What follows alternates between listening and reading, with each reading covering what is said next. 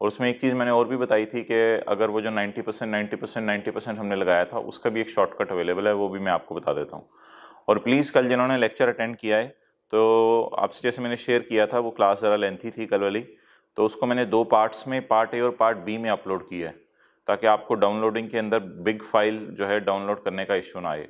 तो जिस किसी ने पार्ट ए अटेंड करके बैठ गया तो वो बड़े रिस्की है भाई, पार्ट बी भी आपने अटेंड करना था, पूरा लेक्चर कल वाला लेना था, वो मैंने लिख भी दिया था नीचे डिस्क्रिप्शन में।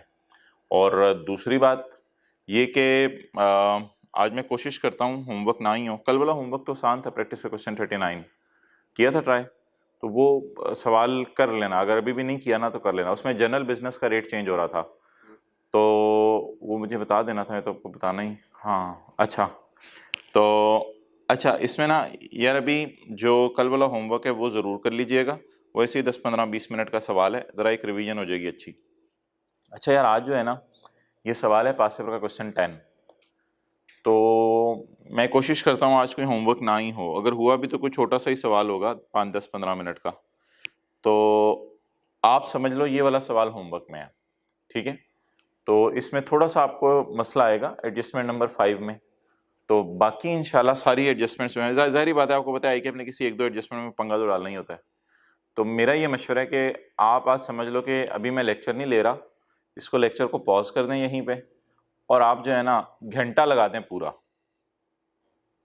11 जमा 17 18, 18 को आप मल्टीप्लाई करो कैलकुलेटर से 1.8 से, कुछ 30 मिनट बनेंगे। चलो अभी आप 45 मिनट ले लो, ठीक है, 45 मिनट ले लो, क्योंकि टॉपिक रनिंग में है। 45 से 50 मिनट ले लें, और जो इस सवाल में होता है ना वो ट्राई करने की कोशिश करें। तो वीडियो पॉज कर दें और सवाल करना शुरू कर दें जी, यही आपका आज का होमवर्क है, और कुछ छोटा सा एक और सवाल होगा। अच्छा आई होप यार आपने ये बात मानी है, आपने ये की है। देखो चैलेंज एक्सेप्ट करना ही तो असल है। अभी जिन्होंने नहीं ये हरकत की वो अब चैलेंज एक्सेप्ट कर लें, और प्लीज़ अब वीडियो पॉज कर दें, और वीडियो पॉज करके आज फ़ायदा उठाएं ऑनलाइन का, कि यार अब इस क्लास को पहले मैं, इस सवाल को पहले मैं ट्राई कर लूँ, ट्राई करके, क्योंकि मुझे पता है इसमें कोई नई चीज़ नहीं है, लेकिन एक फुल फ्लैश सवाल मैं आपको जाते जाते कराना चाह रहा हूँ, फिर 1-2 दिन में कोई नया टॉपिक शायद शुरू करें हम। तो let start ji. I hope आपने एक ट्राई कर लिया है, और आप इस वक्त बड़े जो है वो मुतजस्सिस बैठे हैं कि यार अब कैसे इसको टेकअप करना है। सोल्यूशन आपने एज्यूम नहीं देखा, और देखना भी नहीं चाहिए आपको। Orange Limited is in the process of finalizing its financial statements for the year ended 30 June 2018. The following information has been gathered for preparing the disclosures relating to taxation required. Prepare a note on taxation for inclusion in financial statements for the year ended 30 June 2018, including a reconciliation. ये तो एक ही बात होगी सारी। And compute the deferred tax asset liability in respect of each temporary difference. यार ये वो जो एज ऑन वाली कैलकुलेशन है, डेफर्ड टैक्स लायबिलिटी एसेट वाली, वो वाली मांग रहा है फॉर ईच टेम्परेरी डिफरेंस। हर एक के लिए हमने एसेट और लाइबिलिटी जो भी आ रही है, डेफर्ड टैक्स एसेट्स लाइबिलिटीज, उनको अलग अलग हमने कैलकुलेट करना है। वो जो हम वर्किंग नहीं करते carrying amount expense as on वाली, तो ये वो वाली वर्किंग असल में करवाना चाह रहे हैं। तो ठीक है जी, प्रॉफिट बिफोर टैक्स से तो शुरू करना है, मैं आपकी बात से एग्री करता हूँ, लेकिन मेरे ख्याल से अगर आपने सवाल एक दफ़ा पढ़ लिया है तो अब starting point should be point 10। हमारा स्टार्टिंग पॉइंट पॉइंट 10 होना चाहिए, बिकॉज इसमें ना ओपनिंग बैलेंसेस कुछ टी काउंट्स के हिडन थे, कुछ टी काउंट्स के ओपनिंग बैलेंसेस इसमें छुपे हुए थे। तो इस एतबार से मुझे इस एडजस्टमेंट से सवाल शुरू करना चाहिए। तो मैं पॉइंट 10 आपके सामने पढ़ता हूं। डेफर्ड टैक्स लायबिलिटी, इसके आगे लिखो डीटीएल। वो आज मेरे पास पेन आगे पीछे हो गया, तो इस 25.2 के आगे लिखो डीटीएल। बड़ा वाजे लिखा हुआ है deferred tax liability. Deferred tax liability का क्या मतलब है? क्या ये बेटा है या ये बाप है? क्या ये टीटीडी है या ये रेट लगने के बाद वाली फिगर है, यानी डीटीएल है? डेफर्ड टैक्स लायबिलिटी, खत्म बात, ये डीटीएल है। तो क्या ये टीटीडी है? ओपनिंग है 1 जुलाई 2017। क्या ये डीटीएल है या टीटीडी है? डीटीएल, बड़ा वाज़ेह तौर पे लिखो डीटीएल है। अच्छा, अब वो क्या कह रहे हैं? वो कह रहे हैं कि जी डीटीएल है हमारा 25 पॉइंट 2। और यार ये नेट है, नेट का क्या मतलब है? हो सकता है कुछ इस तक पहुंचते हुए लाइबिलिटीज हों और हो सकता है कुछ इस तक पहुंचते हुए एसेट्स हों, लेकिन नेट का लफ्ज इसने इसलिए लिखा है कि लाइबिलिटीज ज्यादा होंगी, एसेट्स कम होंगे, इसलिए बचा कुछ आके आपको पता है डीटीएल डीटीएल डीटीए डीटीए लिखते लिखते एंड पे हम देखते हैं कि डीटीएल आता है या डीटीए आता है। तो नेट का क्या मतलब है कि इसमें बहुत सारी लाइबिलिटीज होंगी और बहुत सारे एसेट्स होंगे। उनको जब नेट किया करते करते तो डीटीएल बचा।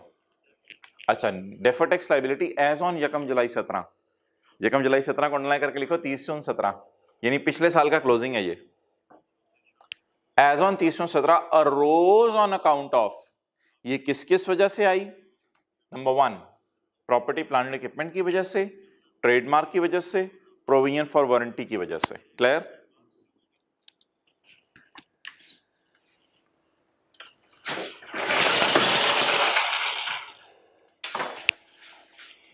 इस तरह कर लेते हैं यार, ये देखो ये डीटीएल है।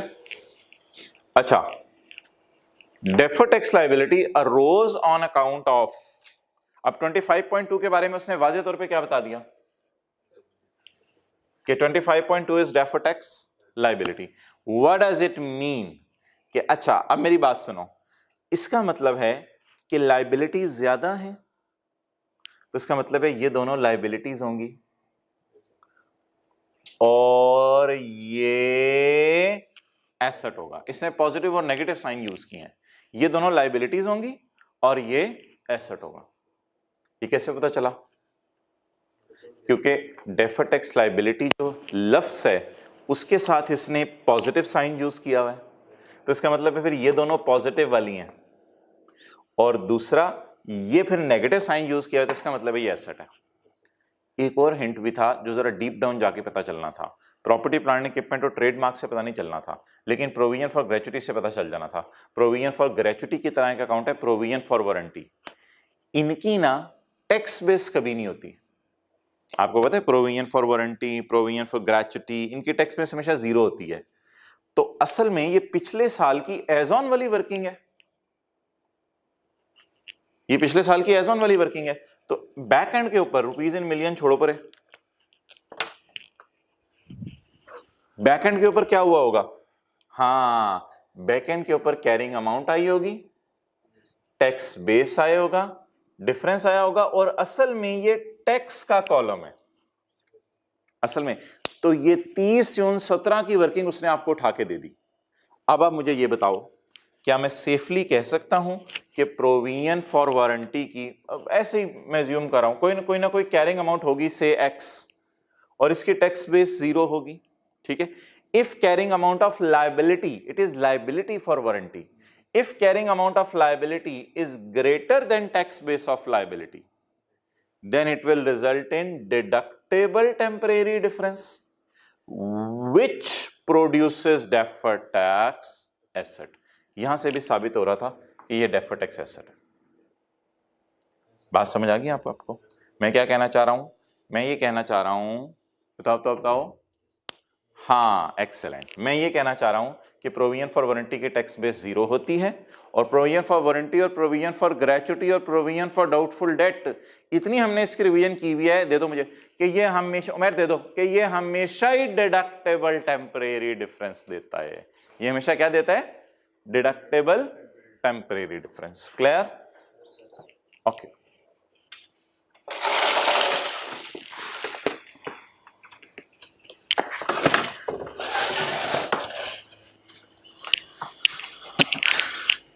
चलें जी, ये डीटीएल हो गया यार, ये डीटी ए हो गया, ये डीटीएल हो गया, ये डीटीएल हो गया। अच्छा यार, अब एक काम करते हैं, इसको वर्किंग में डाल देते हैं। वर्किंग दूसरे सफ़े से शुरू कर दो। पहले सफ़े का आधा हिस्सा नोट के लिए, और पहले सफ़े का आधा हिस्सा वो रख दो, वो जो डिफरेंसेस उसने कहा है ना उसके लिए। तो आप दूसरे सफ़े से शुरू कर दो बनाना। वर्किंग 1 कर लो। Working 1, deferred tax liability slash asset as on 30 June 17, पिछले साल के आखिरी दिन, पिछले साल के आखिरी दिन। क्लियर? चलो जी, कौन कौन से आइटम्स आ रहे हैं? छोड़ो, पर कैमरा ना लेके जाओ, बुक आपने सामने रखो, पॉइंट है नहीं। कौन कौन से आइटम्स आ रहे हैं? PP, trademark. ट्रेडमार्क क्या होता है? Intangible, intangible. और आगे? प्रोविजन फॉर वारंटी, इसको वारंटी पेएबल भी कह सकते हैं। अच्छा जी, बताओ जी, टैक्स वाले कॉलम में कितना आ रहा है? अच्छा, मुझे कैसे पता है ये टीटीडीज और जीटीडीज नहीं है, बल्कि डायरेक्ट डेफर्ड टैक्स लायबिलिटीज और डेफर्ड टैक्स एसेट्स हैं? क्योंकि ऊपर लिखा हुआ है। ये तो नहीं लिखा हुआ है ये टीटीडी है, ये लिखा है डीटीएल है, यानी रेट लग चुका है। तो इन तीनों फिगर्स पे रेट लग चुका है। बोलो 34.5 और 5.4, 14.7। टोटल से हमें कंसर्न नहीं है, टोटल से हमें कंसर्न नहीं है। अब मोहतरम, अगर इन पे रेट लग चुका है तो रिवर्स वर्किंग आती है। रेट तो 30% है ना।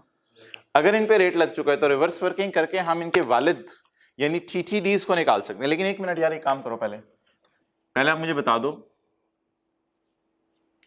कि इसके वालिद का नाम क्या है, डीटीएल के वालिद का, और डीटीएल के वालिद का नाम, और डीटीए के वालिद का नाम डिडक्टेबल। आप कैलकुलेटर पकड़ो, 34.5 डिवाइडेड बाय 30 मल्टीप्लाइड बाय 100, क्योंकि ये रेट है ना, तो 34.5 divided by 30 multiplied by 100, 115।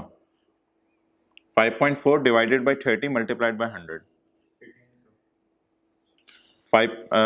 14.7 divided by 30 multiplied by 100। अच्छा देखो, ऐसे ही हुआ होगा ना कि इन तीनों पे 30% लगा होगा।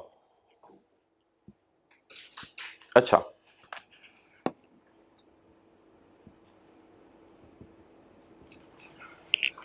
ऐसे ही है कैरिंग अमाउंट और टैक्स बेस। अच्छा यार, ये जो होते हैं ना फिक्स्ड एसेट, आपको पता है इनकी कैरिंग अमाउंट भी होती है, टैक्स बेस भी होती है।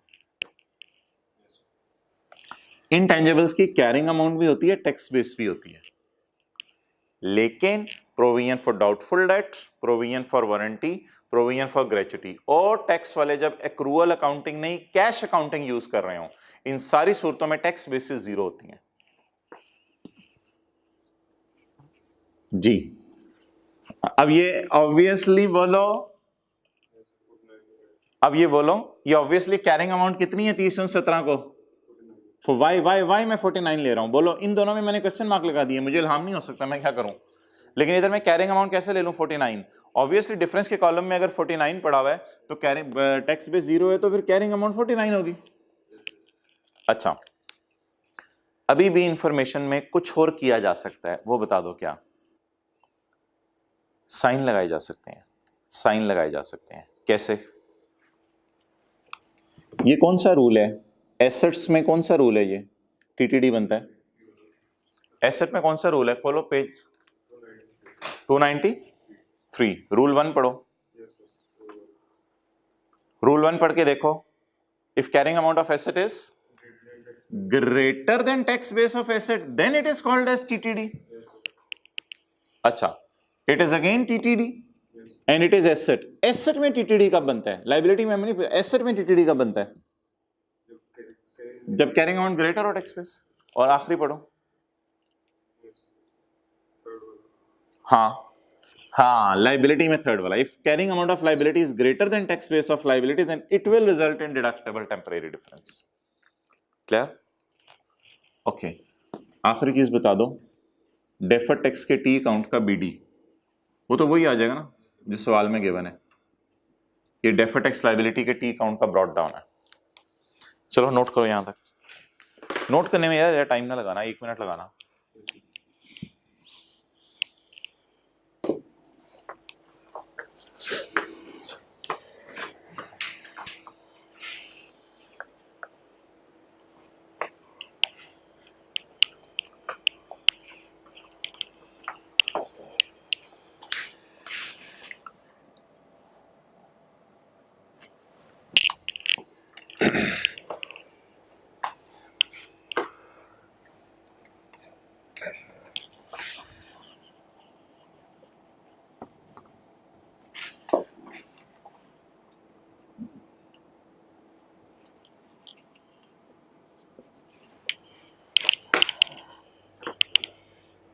क्या अभी तक आवाज सही नहीं आ रही थी? ऊपर करूं, थोड़ा सा ऊपर करूं, सही है। अच्छा, अब एक ना काम करो, रिक्वायरमेंट बी, मैं तो असल में ना व्हाइट बोर्ड पे अपनी प्लानिंग करता हूं, आपको रजिस्टर पे साथ साथ मैं बताता जाऊं।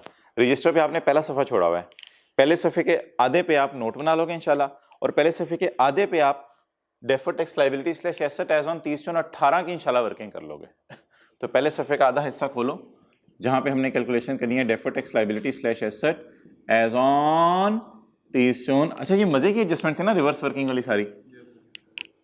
ओके चलें जी, ये मैंने deferred tax liability slash asset as on 30/18 की वर्किंग खोल ली है।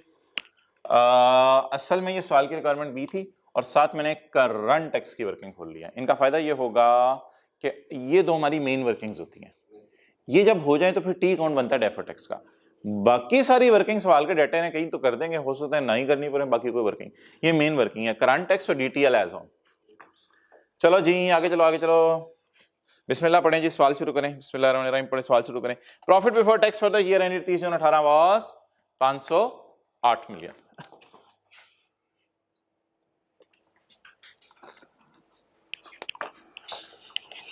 अच्छा जी, accounting depreciation for the year exceed taxation by 45, इस तरह का एक सवाल कराया हुआ है। During the year OL sold a machine whose accounting WDV exceed the tax WDV by 15 million. यहां पे ना मैं एक और लाइन आपको लिखवाने लगा हूं, यहां पे मैं एक और लाइन आपको लिखवाने लगा हूं, वो आपको ना हेल्प आउट कर देगी। क्या? डेप्रिसिएशन अकाउंटिंग और टैक्स वालों का डिफरेंस गिवन है, और WDVs जो एसेट बिके हैं उनका भी डिफरेंस गिवन है। एक चीज गिवन नहीं है, वो देखो, वो हम पहले ही निकाल चुके हैं। Opening WDV exceed the tax base by 115, क्योंकि आपको पता है ओपनिंग WDVs ना मिसिंग है, ओपनिंग WDVs मिसिंग है।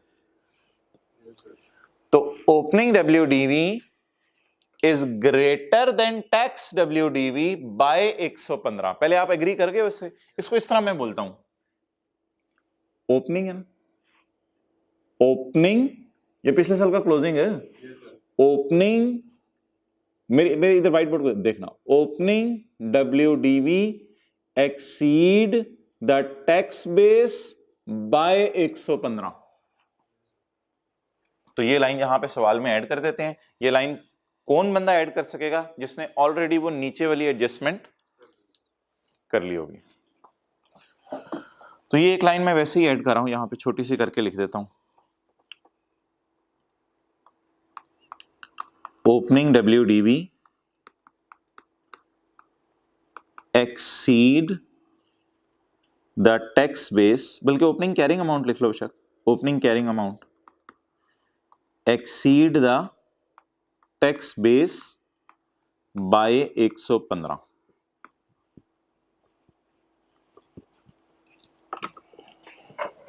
आई होप क्या मेरा डेटा इतना सफिशिएंट हो गया है कि मैं समंदर के अंदर हाथ पैर मार के किसी तरह बाहर निकल सकता हूं।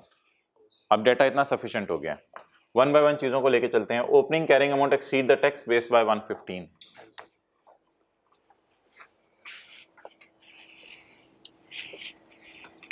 वर्किंग नंबर 3,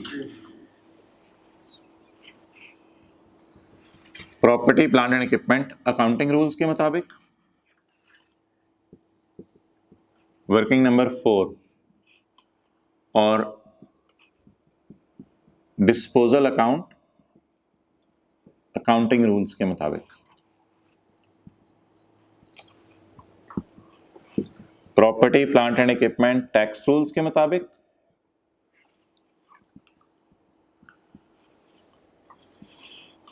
और डिस्पोजल अकाउंट टैक्स रूल्स के मुताबिक। नोट करो।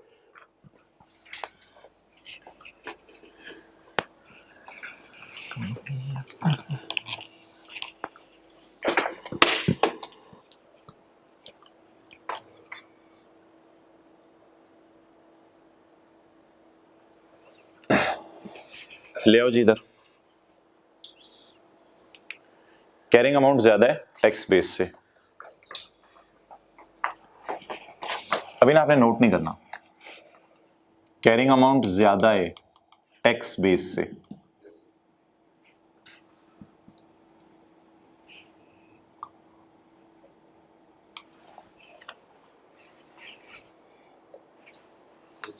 किताब पे पढ़ो लाइन ऊंची तरह, ओपनिंग कैरिंग अमाउंट जो मैंने लिखवाई है, opening carrying amount,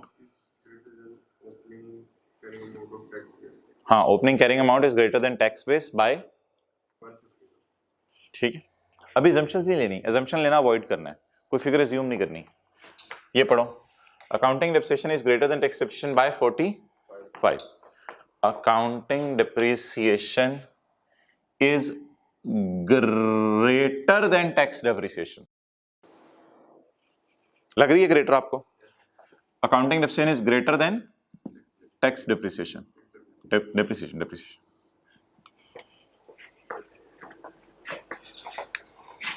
during the year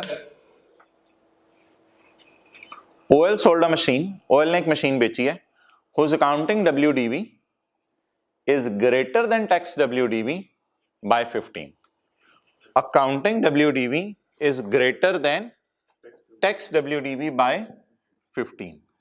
अच्छा, disposals,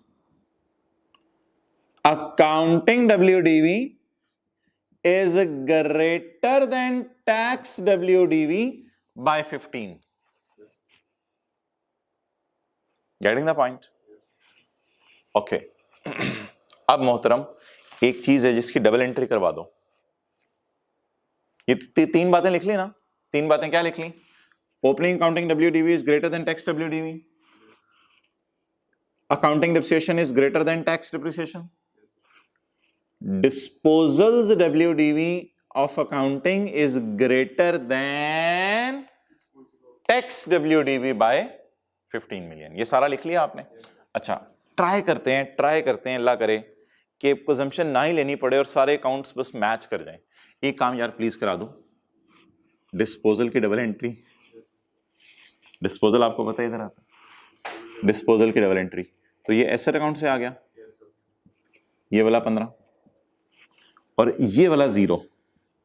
देखते रहना, ये वाला 0 इधर आ गया। अच्छा, अब फड्डा क्या रह गया? Now I am very much comfortable that alhamdulillah there is no need of any assumption, though in the किताब मैंने assumption ली हुई है, किताब में मैंने कोई assumption ली हुई थी, बट यहाँ assumption लेने की मेरा ख्याल है जरूरत नहीं थी, किताब में भी मुझे नहीं लेनी चाहिए थी, क्योंकि 1000 रुपया मैंने कोई फिगर एज्यूम की हुई थी। अच्छा, किताब में assumption मैंने ली हुई है, उसको छोड़ें। अब यहाँ पे आप मुझे खड़े होकर बता दो कि ओपनिंग भी है, एडिशन सवाल में है नहीं, डेप्रिसिएशन और डिस्पोजल है, क्या कैरिड डाउन कहीं ऐसा उल्टा तो नहीं आ रहा कि मुझे कोई ऊपर फिगर एज्यूम करनी पड़े? याद है क्लास, कोई कैरी डाउन इस साइड पे तो नहीं आने लग गया कि मुझे कोई फिगर्स एज्यूम करनी पड़े? तो कैरी डाउन बोलो,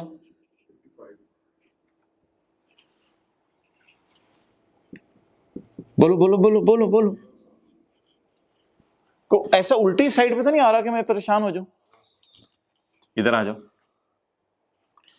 कैश कितना आया होगा यार? फिक्स्ड एसेट बेचे कितना कैश आया होगा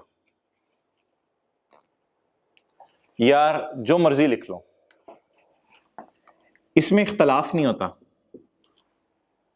और आगे लिखते हैं एग्जामिनर को मैंने अज्यूम किया, क्योंकि डिप्रिसिएशन में इख्तलाफ होता है। एसेट बेच के जो पैसे आ जाएं कायदे आजम की फॉर्म में नोट, उस पे नहीं टैक्स और अकाउंटिंग वाले लड़ते। ये बात याद रखना, पिछले सारे सवाल जाके देखो, कैश सेम होता था, 50 नहीं 100 लिख लो।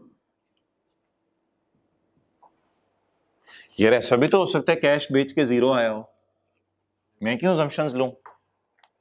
0 भी तो बराबर है, तो मैं क्यों assumption लूं? assumption वहां लेनी पड़ती है जहां पे कोई मसला हो। अब अल्हम्दुलिल्लाह मेरा काम बिल्कुल सही चल रहा है, इधर भी गेन लॉस निकल आएगा, इधर भी गेन लॉस निकल आएगा। ओके, वो पता है assumption कब लेनी पड़ती है? इधर देखो, ऐसी एक बात कर रहा हूं, इधर 115 पड़ा होता और इधर 150 पड़ा होता, और फिर वो माइनस करके फिगर नेगेटिव आनी थी, तो फिर कोई फिगर एज्यूम करनी पड़नी थी। क्लियर हो गया? चलो जी बोलो। ये अकाउंट अल्हम्दुलिल्लाह टैली कर है। P&L मैंने गलत assumption नहीं ली कि कैश दोनों का बराबर है, 0 लिख लो 10 लिख लो जो मर्जी लिख लो, करंट टैक्स की वर्किंग पे इंशाल्लाह कोई फर्क नहीं पड़ेगा। यहां आप 10 भी लिख लो तो करंट टैक्स की वर्किंग कोई फर्क नहीं पड़ेगा, लेकिन फिर आपको एज्यूम लिखना पड़ेगा। मैं assumptions अवॉइड करना चाह रहा हूं। बस P&L बैलेंसिंग कितना 15, और इधर भी P&L जिस मर्जी साइड पे लिख लो, लिखने की कोई जरूरत ही नहीं, 0। अच्छा, अब आप मुझे बता दो कि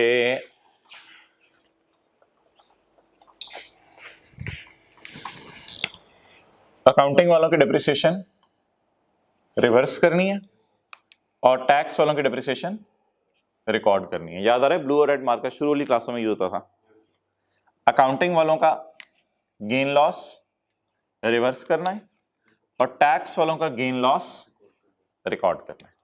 ये करंट टैक्स की वर्किंग में हो जाएंगे। डेफर्ड टैक्स की वर्किंग में 55 और 0 ये चला जाएगा। क्लियर? एड अकाउंटिंग कितनी,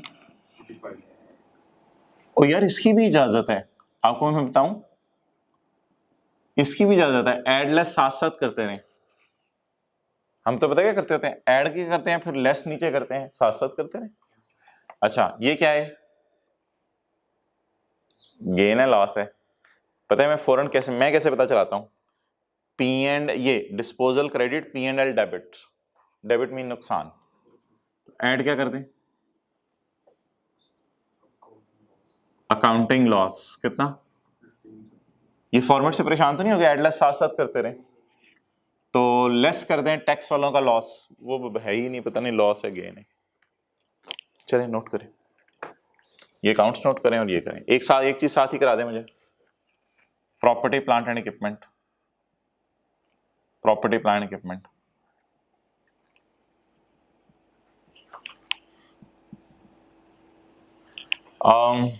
यार क्या करूं, मैं भी साइंसदान ना बनूं। Accounting WDV is greater than tax WDV by 55। मैं भी फिर ऐसे ही लिख देता हूँ, कैरिंग अमाउंट टैक्स बेस छोड़ो पूरे नहीं लिखते, कंप्लीट डाटा नहीं है ना, तो मैं भी ऐसे लिख देता हूँ, मेरा गुजारा चल जाएगा अल्हम्दुलिल्लाह, ये टैली हो जाएगा पॉइंट बी आगे चल के। तो इस तरह लिख सकता हूँ। नहीं अगर नहीं आपका लिखने को दिल चाह रहा तो फिर देख लो ऐसे, फिर ये 55 यहाँ लिख दो, 0 यहाँ लिख दो। मेरा नहीं ख्याल एग्जामिनर इस पर भी पनिश करेगा, अब वो खुद ही घुमा फिरा रहे हैं हमें ऊपर ऊपर से चीजें दे के, हम भी फिर ऊपर ऊपर से ही काम कर रहे हैं, अधूरे अधूरे दिल से हम काम कर रहे हैं। तो इस तरह भी ठीक है, लेकिन अगर आप इस तरह भी खाली लिख दो, क्या as on 30/6/18 accounting WDV is greater than tax WDV by 55, ये भी acceptable. But if you are comfortable in this, no problem in that as well. Note करें यहां तक।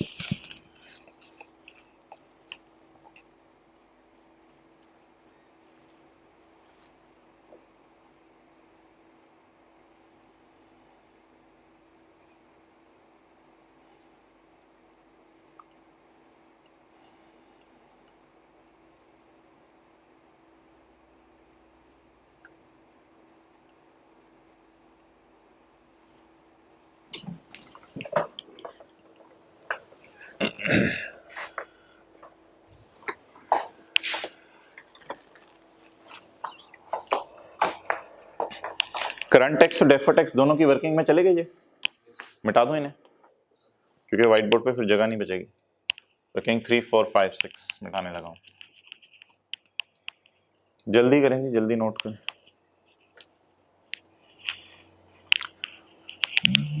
शुरू कहां से की थी हमने working, accounting WDV is greater than tax WDV by 150, accounting depreciation exceed the tax depreciation by 45, disposals WDV exceed the tax disposals WDV by 15। उसके बाद फिर आगे हमने धड़ाधड़ शुरू कर दिया था काम। अच्छा, अब अगर आपने assumption भी लेनी है ना, तो assumption आप हर जगह ना लेते, ऐसे बात करो, assumption अगर लेनी है तो ब्रॉड डाउन में ले लेते, ब्रॉड डाउन में assumption ले लेते कि यार ये फिगर जो है ना, मिसाल के तौर पे ये फिगर 1000 रुपये है, ये फिगर 1000 रुपये है, इतना होना चाहिए कि इधर वालों को खा ले। अब accounting WDV exceed the tax WDV by 115 जरूर होना चाहिए। अब फिर ये कैरी डाउन चेंज हो जाना था, ये वाला कैरी डाउन चेंज होना था, बाकी सारी स्टोरी तो उसी तरह लेनी थी अगर कोई assumption भी लेनी थी। लेकिन ये assumption मेरे ख्याल से तब लेनी पड़नी थी जब पता क्या होता, जब कोई कैरी डाउन एसेट का नेगेटिव में जा रहा हो, तो वो नेगेटिव में जा नहीं रहा, तो इसलिए ऐसे ही छोड़ दो। हाँ, सॉल्यूशन में, सॉल्यूशन देखो, सॉल्यूशन अपने रजिस्टर वाला देख लो। सॉल्यूशन में मैंने क्या किया हुआ है, सॉल्यूशन में वो मैंने 55 ही डिफरेंस लिया हुआ है, लेकिन कुछ assumptions की वजह से यहां मैंने assumed लिखा हुआ है। छोड़ो परे, हमारा ऐसे ही काम चल गया आज।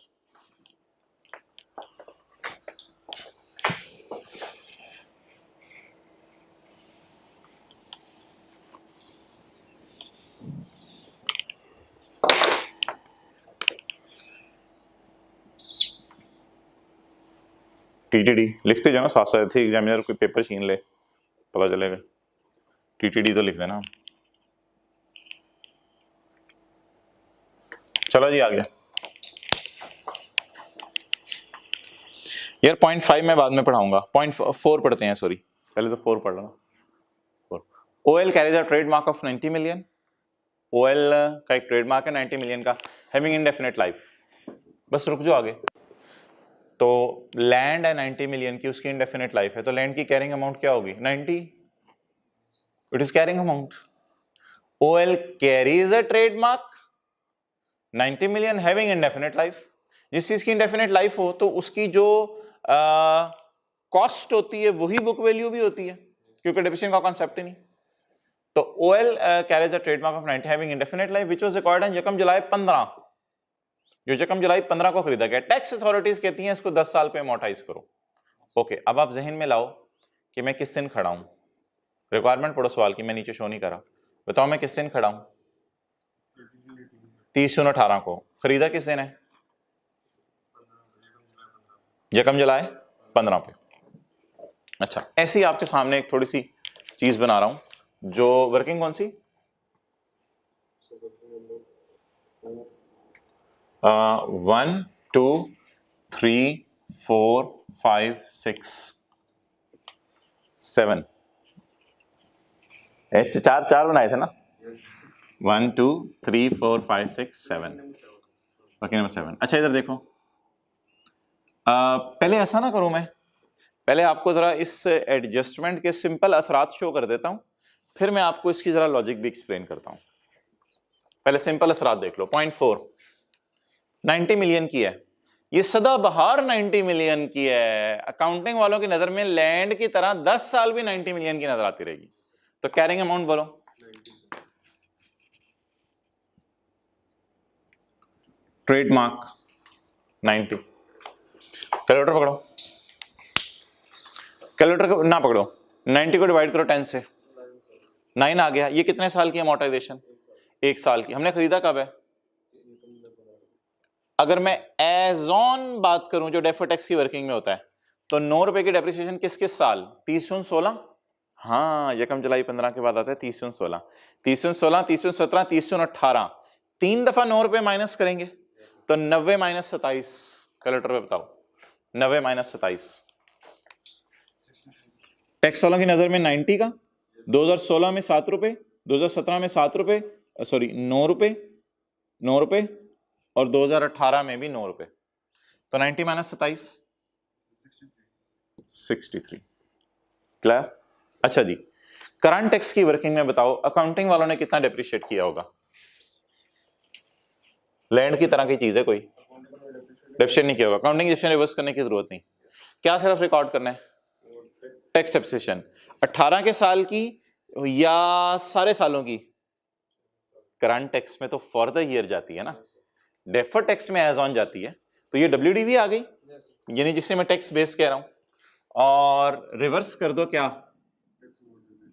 ना अकाउंटिंग अमोर्टाइजेशन रिवर्स कर दो, जिसकी जरूरत ही नहीं, अकाउंटिंग अमोर्टाइजेशन है ही नहीं, तो सिर्फ रिकॉर्ड क्या कर दो, टैक्स अमाउंट। एग्जामिनर को खुश करने के लिए कैलकुलेशन भी शो कर दो, 90 डिवाइडेड बाय 10, 9।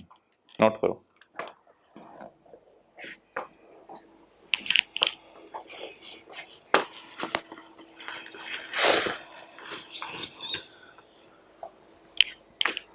नोट कर लिया? अच्छा, इतना सा काफी था, लेकिन आपके समझ निकले ना, मैं एक वर्किंग कर रहा हूं, वर्किंग 7।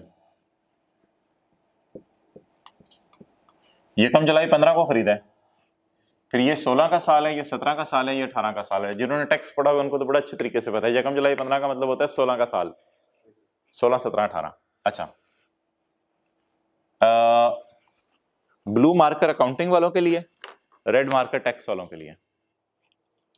अकाउंटिंग वालों ने कितने रुपए का खरीदा, 90 का, डेप्रिशिएट नहीं किया, नहीं किया, नहीं किया। टैक्स वालों ने कितने का खरीदा, 9 रुपए डेप्रिशिएट किया, फिर 9 रुपए डेप्रिशिएट किया, फिर 9 रुपए डेप्रिशिएट किया, 63, इधर 81, इधर 72। क्लियर? ये पहले साल के एंड पे कैरिंग अमाउंट, ये टैक्स बेस। ये 30/17 की रात को कैरिंग अमाउंट, टैक्स बेस। ये 30/18 की रात को कैरिंग अमाउंट और टैक्स बेस। ये देख लो 90 और 63।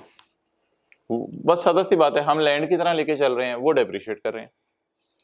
और अकाउंटिंग डेप्रिसिएशन 0 रिवर्स करनी है, टैक्स वालों की डेप्रिसिएशन 9 रिकॉर्ड करनी है।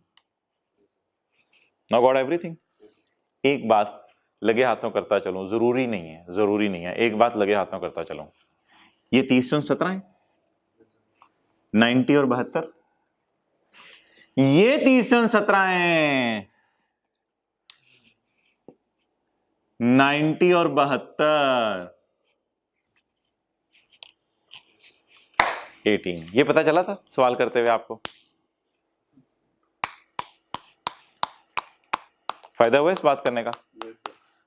ये मैं कहां से लाया हूं, वर्किंग 7 से मैं ले आया हूं 90 और 72। अगर आप लाना चाहते हो, वैसे जरूरी नहीं है, जरूरी नहीं है, बस मुझे 30/18 का चाहिए था, वो मेरा निकल आया हुआ। But if you want to do working 7 you can.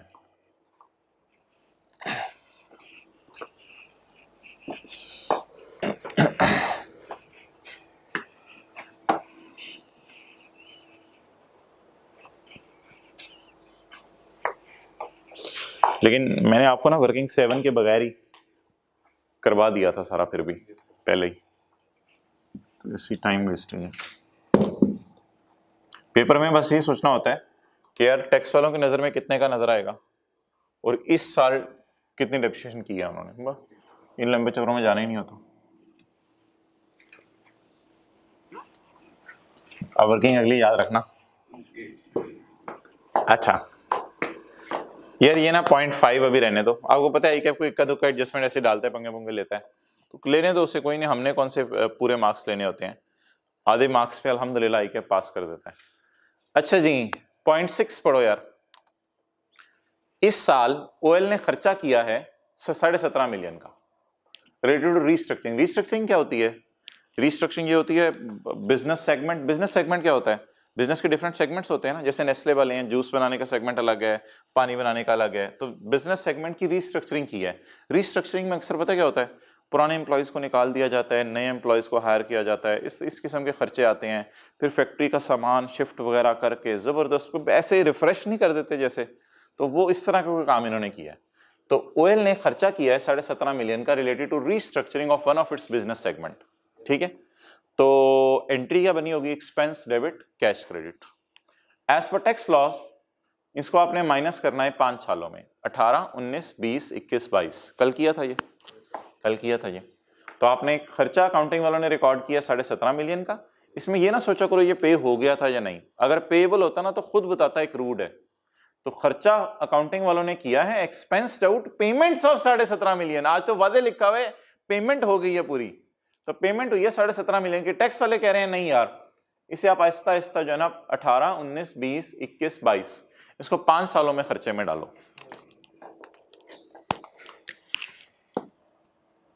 Working at, अच्छा जी हमारा साल है 2018 का, तो अकाउंटिंग वालों ने क्या एंट्री की होगी? रीस्ट्रक्चरिंग, रीस्ट्रक्चरिंग होती है शिफ्टिंग वगैरह चीज़ों की, इधर उधर से जरा चीज़ें नई कर देना और कुछ नई फैक्ट्री में चले जाना, कुछ इस किस्म की चीज़ें। फैक्ट्री नई खरीदते नहीं है हम, लेकिन कुछ सामान इधर उधर कर देते हैं। रीस्ट्रक्चरिंग एक्सपेंस डेबिट और कैश कितना? जिस तरह का एडवर्टाइजमेंट थी, हम अकाउंटिंग वालों ने ये एंट्री की है। टैक्स वालों ने कहा यार इसे 5 साल में खर्चे में डालो। तो एक बात याद रखना, अगर मैं प्लांट खरीदूं और कहूं इसको 5 साल में खर्चे में डालो, तो फिर प्लांट की WDV भी नजर आती रहेगी 5 साल तक। प्लांट को यही कहते हैं ना, मैं प्लांट खरीदा 100 रुपए का, इसको 5 साल में खर्चे में डाल दो, तो जब तक खर्चे में नहीं जाता तब तक एसेट होता है। तो ये ना कुछ ऐसी साइंस बनती है जो कल हमने पढ़ी थी। जब टैक्स वाले कह देते हैं ना 5 साल खर्चे में डालो, तो लिखो 5 साल तक अब ये एसेट रहेगा। अब ये एसेट टाइप कुछ रहेगा 5 साल तक टैक्स वालों की नजर में। अकाउंटिंग वालों की नजर में तो खर्चे में चला गया ना। देखो कैसे खर्चे में गया अकाउंटिंग वालों की नजर में। ड्यूरिंग द ईयर ओएल एक्सपेंस्ड, तो पीबीटी तक पहुंचते हुए कितना माइनस हुआ होगा? 17.5। ये अकाउंटिंग वालों का खर्चा है। टैक्स वालों का खर्चा, टैक्स वालों ने इसे सॉर्ट ऑफ क्या बनाया होगा? प्रीपेड रीस्ट्रक्चरिंग कुछ बनाया होगा। लेकिन साल के एंड पे प्लीज इसको हम कहां ले गए होंगे? इसको 5 सालों में खर्चे में डालना है आहिस्ता आहिस्ता। तो 17.5 डिवाइडेड बाय 5, 3.5। 3.5 अभी कर लेते हैं माइनस, बाकी जो बच जाएगा वो deductible in future. Deductible in future, deductible class खर्चों के लिए है। 3.5 इस साल माइनस कर लेते हैं, बाकी जो बच जाएगा वो डिडक्टेबल इन फ्यूचर। अच्छा, कैरिंग अमाउंट बताओ रिस्ट्रक्चरिंग की। एक्सेलेंट, कैरिंग अमाउंट कुछ भी नहीं है। कैरिंग अमाउंट होती है बैलेंस शीट में जो जानी है, बैलेंस शीट में तो रिस्ट्रक्चरिंग नहीं जानी ना, ये तो एक्सपेंस है। एक्सेलेंट यार, वेल वेल डन। कल ये गलती की थी आपने, आज सही बोला। Carrying amount is 0। अच्छा, तो टैक्स बेस भी साथ ही करा दो। प्रीपेड क्रिएट हुआ, फिर प्रीपेड रिवर्स हुआ। 17.5 माइनस 3.5, 14। ये प्रीपेड था तो नहीं, लेकिन टैक्स वालों ने जबरदस्ती इसको प्रीपेड टाइप बना दिया। या एसेट रीस्ट्रक्चरिंग नाम रख दो इसका, एसेट रीस्ट्रक्चरिंग। और एसेट को 5 साल पे डेप्रिशिएट या एक्सपेंस में डालते रहो, जो भी पसंद करो आप, जिस तरह प्लांट वगैरह को डेप्रिशिएट करते हैं। ओके, चलें करंट टैक्स में बताएं क्या करूं। रेड मार्क करो, blue marker. OL has expensed out, तो इसे रिवर्स कर दें और इसे रिकॉर्ड कर दें। Add restructuring expense 17.5 less restructuring allowed.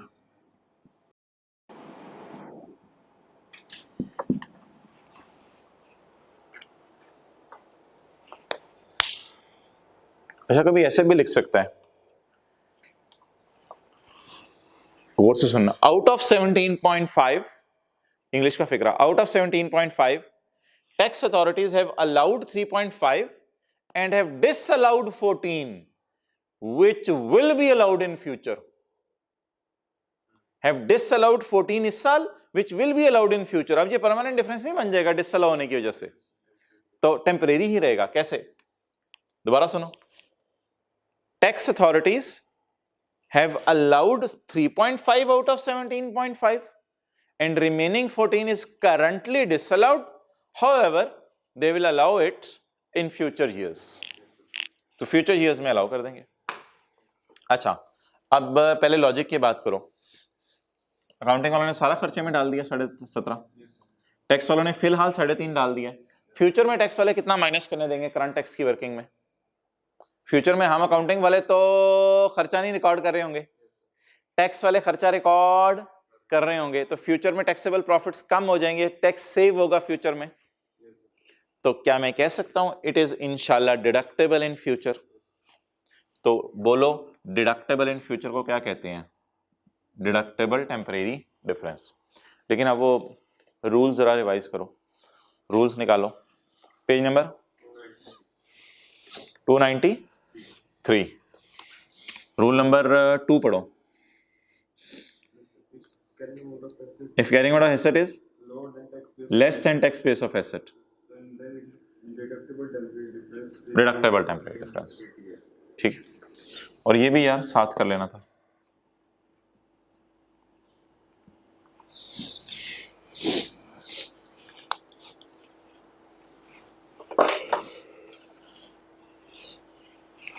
अच्छा यार, वो एक बात बीच में आ गई जहन में, बच्चे बैठे होते थे ना क्लास में, तो ट्रेडमार्क के बारे में कहते थे सर ये परमानेंट डिफरेंस है। ये बात मेरी मुकम्मल हो गई है रिस्ट्रक्चरिंग वाली, कल के एडवर्टाइजमेंट की तरह ही। अब मैं कुछ और बात करने लगा हूं। बच्चे क्लास में बैठे होते थे ना, पता है क्या कहते थे? सर ये जो है ना ट्रेडमार्क, ये परमानेंट डिफरेंस है सर, अकाउंटिंग वालों ने कभी डेप्रिशिएट नहीं करना क्योंकि इनडेफिनेट लाइफ है, और टैक्स वाले डेप्रिशिएट कर रहे हैं, तो सर ये परमानेंट डिफरेंस है। मेरे भाई ये परमानेंट डिफरेंस नहीं है, प्लीज ऐसा मत सोचिएगा। असल में होता ये है, अकाउंटिंग वाले ना डेप्रिशिएट तो नहीं करेंगे कभी भी, लेकिन जब बेचेंगे तो गेन लॉस निकालेंगे, तो जो गेन लॉस निकलेगा ना वो इंशाल्लाह अकाउंटिंग और टैक्स वालों में जो डिफरेंस क्रिएट हुआ है ना उसे खत्म कर देगा। तो ये मैं कभी कभी लॉजिक से समझाता भी था, एक दफा कोई लंबी चौड़ी बात मैंने करके समझाया था क्लास में किसी में, लेकिन छोड़े परे, इस चक्कर में जाने की जरूरत नहीं है।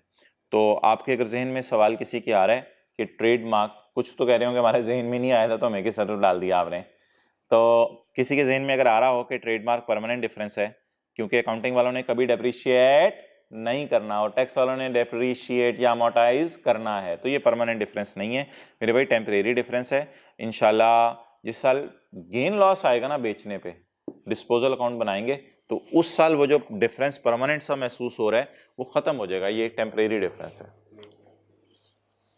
चलो जी, ये हमारी वर्किंग कौन सी खत्म हुई? 8, इसको हमने पोस्ट भी कर दिया। अब ये रिक्वायरमेंट भी आप साथ साथ जब पोस्ट कर रहे होगे ना तो इजी मार्क्स आप गेन कर रहे होगे। चलें जी आगे बढ़े। एक्सपेंसेस इंक्लूड एक्रूवल, मैं तो नहीं आगे पढ़ूंगा, expenses include accrual, working 9, expenses opening payable, closing payable. अब आगे पढ़ लेता हूं मैं, जब भी एक्रूवल्स प्री पेमेंट्स की एडजस्टमेंट आ जाए, prepare T account, write down the balances वगैरह, और वो सबर और शुक्र वाली सारी बात। तो expenses include accrual of 26 million, expenses include accrual of 26 million, prepare T account. अब आगे नहीं पढ़ना मेरे भाई, आगे नहीं पढ़ना कि टैक्स वालों की क्या राय है इनके बारे में। Expenses include accrual of 26 million, बोलो ये पेबल किस साल पे होगा? इंशाल्लाह ये एक्रूवल किस साल पे होगी? अगले साल। हमारा साल कौन सा है? 2018। ये इंशाल्लाह 19 में पे हो जाएगी, तो इस साल कहां गई होगी? P&L में। क्या मैं कह सकता हूं प्रॉफिट तक पहुंचते हुए 26 माइनस हो चुका है खर्चा? क्लियर? आप डरते डरते देखते हैं यार, आगे 2 लाइनें लिखी हो सकती हैं, which will be allowed when incurred, तो फिर तो टैक्स वाले भी एक्रूवल बेसिस फॉलो कर रहे होंगे, फिर तो शुक्र वाली बात आ जाएगी। लेकिन देखते हैं क्या करना है, डरते जादू, which will be allowed on payment basis. Tax वाले कौन सी अकाउंटिंग फॉलो कर रहे हैं? कैश अकाउंटिंग एक ऐसी दुनिया है टैक्स वालों की जहां पे ना पार के ना झूले हैं। तो टैक्स वालों की नजर में तो कुछ एग्जिस्ट कर ही नहीं रहा। अब क्या करना है जब टैक्स वाले कैश अकाउंटिंग फॉलो कर रहे हो?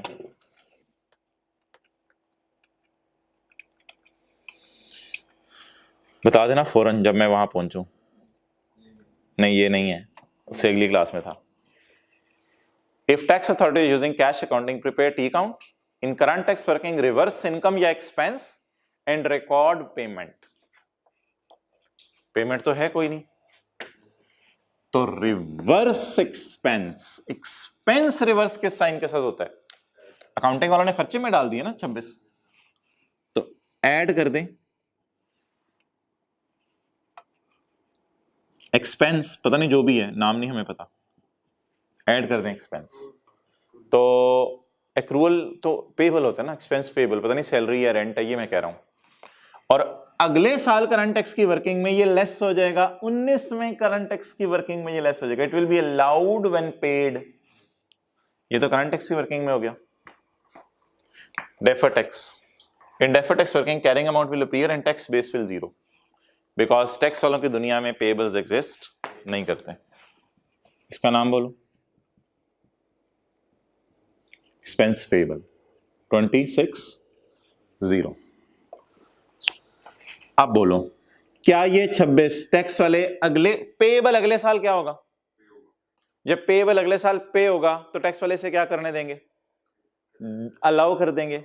इट मींस क्या मैं कह सकता हूं it is deductible in future, तो इट इज कॉल्ड एज, बोलो, डिडक्टेबल टेम्पोरेरी डिफरेंस।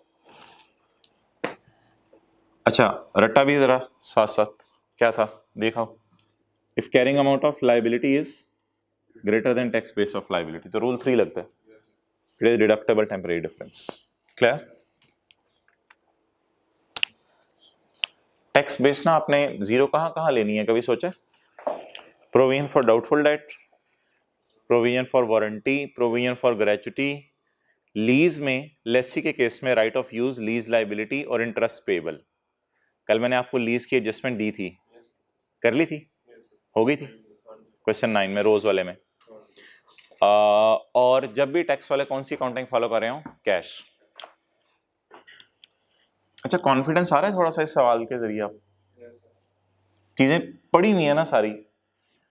अच्छा ये वर्किंग नोट कर ली, मिटा दो। वर्किंग वगैरह कर सकते हो, बिल्कुल वर्किंग वगैरह कर सकते हो, ये सान एडजस्टमेंट होती है। लेकिन मसला तब पता है कब तब आ जाता है जब पिछले साल का भी पेबल दिया हो, इस साल का भी पेबल दिया हो, फिर टी अकाउंट बना लेना। वो जैसे रेक्टेंगल वाला सवाल किया था परसों शायद, ये वाला सवाल नहीं किया था, ये वाला, ये लेक्चर 33 में परसों शायद किया था। इसमें भी टी अकाउंट बनाना जरूरी था, वो ना बात काबू नहीं आनी थी। वापस आ जाओ। Expenses include cash donation of 5 million which are not allowed. Expenses में कैश डोनेशन हमने दी है, कैश डोनेशन का मतलब है हमने कोई प्रॉपर्टी डोनेट नहीं की, हमने पैसे डोनेट किए हैं। अच्छा ये पेबल तो नहीं है, पेबल का अकाउंट बनाने की जरूरत नहीं है, ये पेबल नहीं है, बस सिंपल कैश डोनेशन है, पे हुई है, तो donation not allowed. Expenses include donation, blue marker से लिखवा दो क्योंकि ये परमानेंट डिफरेंस है, परमानेंट डिफरेंस है। डोनेशन ऐड होती है और एग्जाम्प्ट इनकम लेस होती है, कितनी? 5।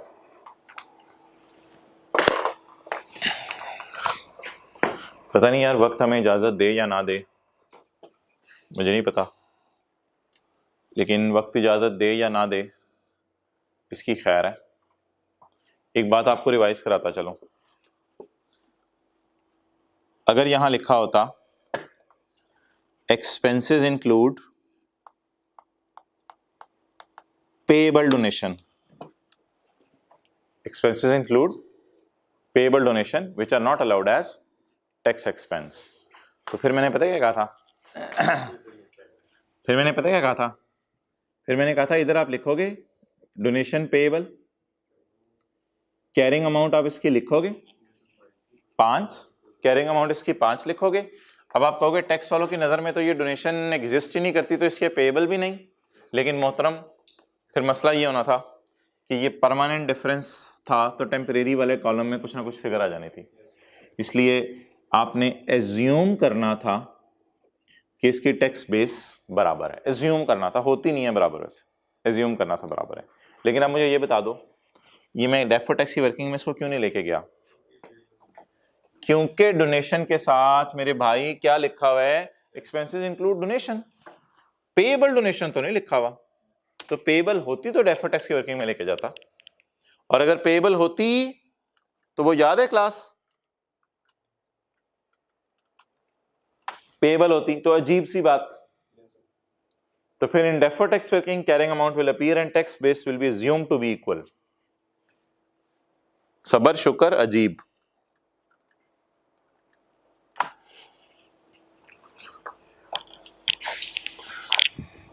लेकिन अभी हम डेफर्ड टैक्स वर्किंग में क्यों नहीं लेके जा रहे? पे हो गई है बस। चलो जी आगे। यार ये तो करा दिया था मैंने आपको कल, 0.8 पढ़ लो, ये तो कल कराया था।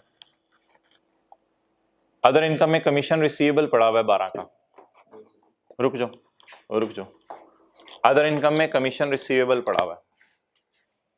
Commission receivable working 10 sure. 9 कौन सी थी? अच्छा, कमीशन स्पेलिंग शायद सही नहीं है, चलो खैर। कमीशन इनकम और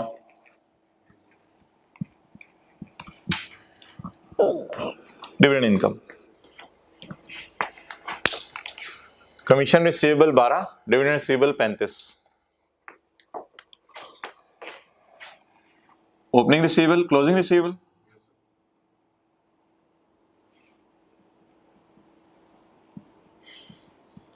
यार एक बात ना मुका के ही जाओ, इधर खत्म करके जाओ। अगले साल रिसीवेबल क्या होगा? अगले साल रिसीवेबल रिसीव होगा, तो अगले साल कैश आएगा। अगले साल रिसीवेबल रिसीव होगा तो कैश आएगा। तो ऑब्वियसली फिर इस साल ये इनकम में गया है, पीबीटी में पड़ा हुआ है, पीबीटी में पड़ा हुआ है। अगले साल रिसीव होगा। रिसीवेबल अगले साल क्या होते हैं? वो बातें याद हैं, एक दिन आपको क्लास में लिखवाई थी। रिसीवेबल क्या होता है? It is recorded in income in current year and it is received in next year.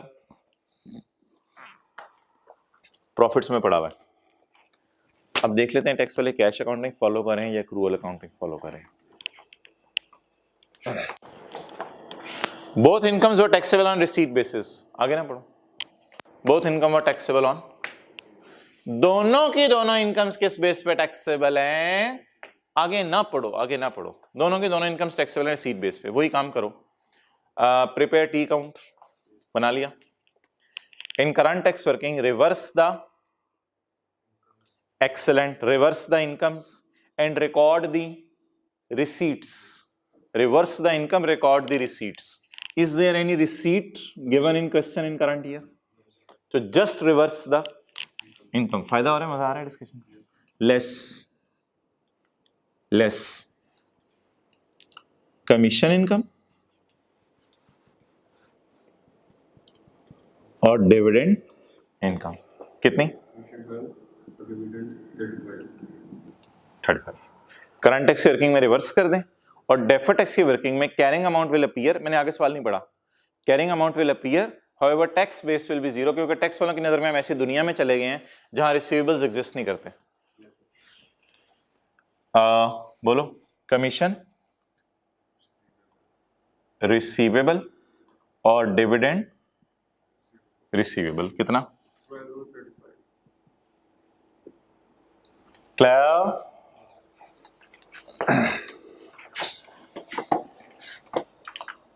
ये सारा हमने वो कल पढ़ा था। अच्छा मैंने कितना सा पढ़ा यार?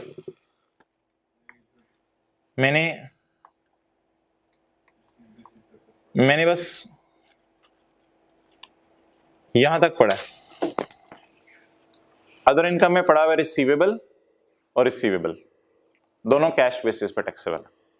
इसका मतलब है करंट टैक्स की वर्किंग में इनकम्स रिवर्स कर दें और अगर इस साल कोई कैश आ जाए तो वो रिकॉर्ड कर दें, वो है नहीं। और डेफर्ड टैक्स की वर्किंग में हम ऐसी दुनिया में चले गए हैं टैक्स वालों की, जहां ना पार्क है ना झूले हैं, ना एक्रूअल अकाउंटिंग है, ना रिसीवेबल्स एग्जिस्ट करते हैं। ओके आगे, अब कल एक फड्डा पड़ा था यार कि कुछ इनकम्स होती हैं रिड्यूस्ड रेट वाली, कुछ इनकम्स होती है, ये हमारी जनरल इनकम्स नहीं होती। हमारा बिजनेस पता है क्या होगा, हमारा बिजनेस होगा बहुत बड़ी, हमने कोई मैन्युफैक्चरिंग कंपनी बनाई होगी और हम केमिकल्स बना के जो है सारी दवाइयां बनाने वाली कंपनीज को बेचते होंगे, ऐसी मैं बात कर रहा हूँ, बड़ी बड़ी बातें। तो हमारा कारोबार क्या होगा, 508 मिलियन तो हमारा सिर्फ प्रॉफिट है, सेल पता नहीं हमारी कितने अरबों में होगी। तो हमारा बिजनेस मेन पता है क्या होगा, orange limited in the process of finalising finance, हमारा बिजनेस होगा केमिकल्स बना के बड़ी बड़ी फैक्ट्रीज को बेचना। वो तो हमारे पास कोई पैसा पड़ा हुआ था एक्सेस, तो हमने कोई थोड़े बहुत काम कर लिए, कोई पैसा इन्वेस्ट कर दिया, कहीं से डिविडेंड आने लग गया, कोई हमने थोड़े बहुत किसी को कमीशन के तौर पे अब किसी के लिए काम करने लग गए। ये छोटे मोटे काम हम करते रहते हैं। तो ये जो छोटे मोटे हम काम करें इसके रेट अक्सर हुकूमत ने जरा कम रखे होते हैं। अच्छा जी, both incomes are taxable on receipt basis, दोनों इनकम्स पे टैक्स लगेगा रिसीट बेस पे। अगर 30/18 में रिसीव हो जाए तो 30%, लेकिन 30/18 में तो रिसीव होना ही नहीं, ये तो रिसीवेबल है, इन्होंने तो अगले साल रिसीव होना है, ये डिस्कशन कल हो चुकी है। अब क्या करेंगे, with effect from 1 July commission is examined and dividend is taxable at reduced rate. Commission exempt हो गया अगले साल से, तो हमें मिलना भी शुक्र है अगले साल है। विद इफेक्ट फ्रॉम अगला साल कमीशन माफ हो गया, इस पर टैक्स नहीं है, और डिविडेंड पे टैक्स लगेगा अगले साल, लेकिन 10% पे। अच्छा यार, कमीशन माफ हो गया है,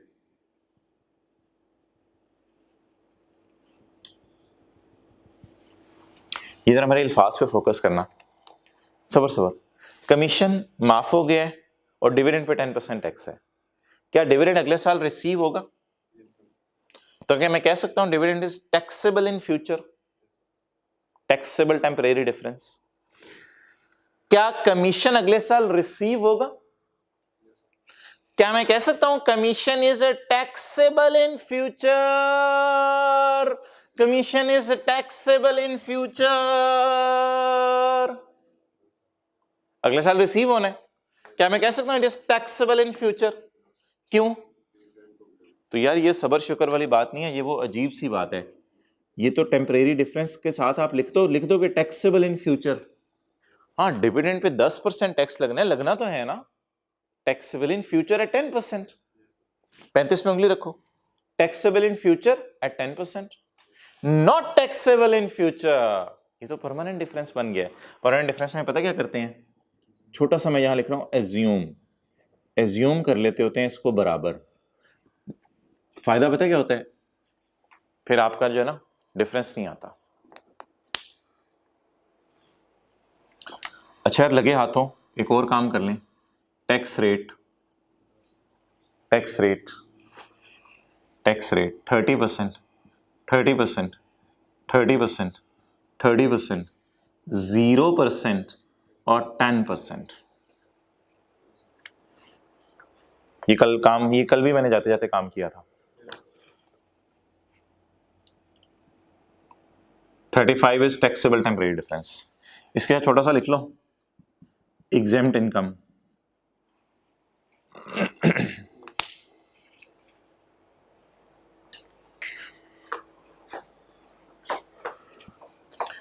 इधर देखो, अगर ये 30/18 में मिल जाती तो ये टैक्सेबल थी, लेकिन ये अभी मिली नहीं।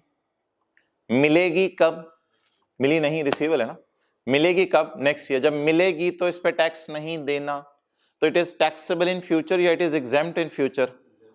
There is no temporary difference, लिख ही नहीं सकते हम, परमानेंट डिफरेंस आ गया, इसलिए हमने assumption लिया है। अजीब सी बात हुई है।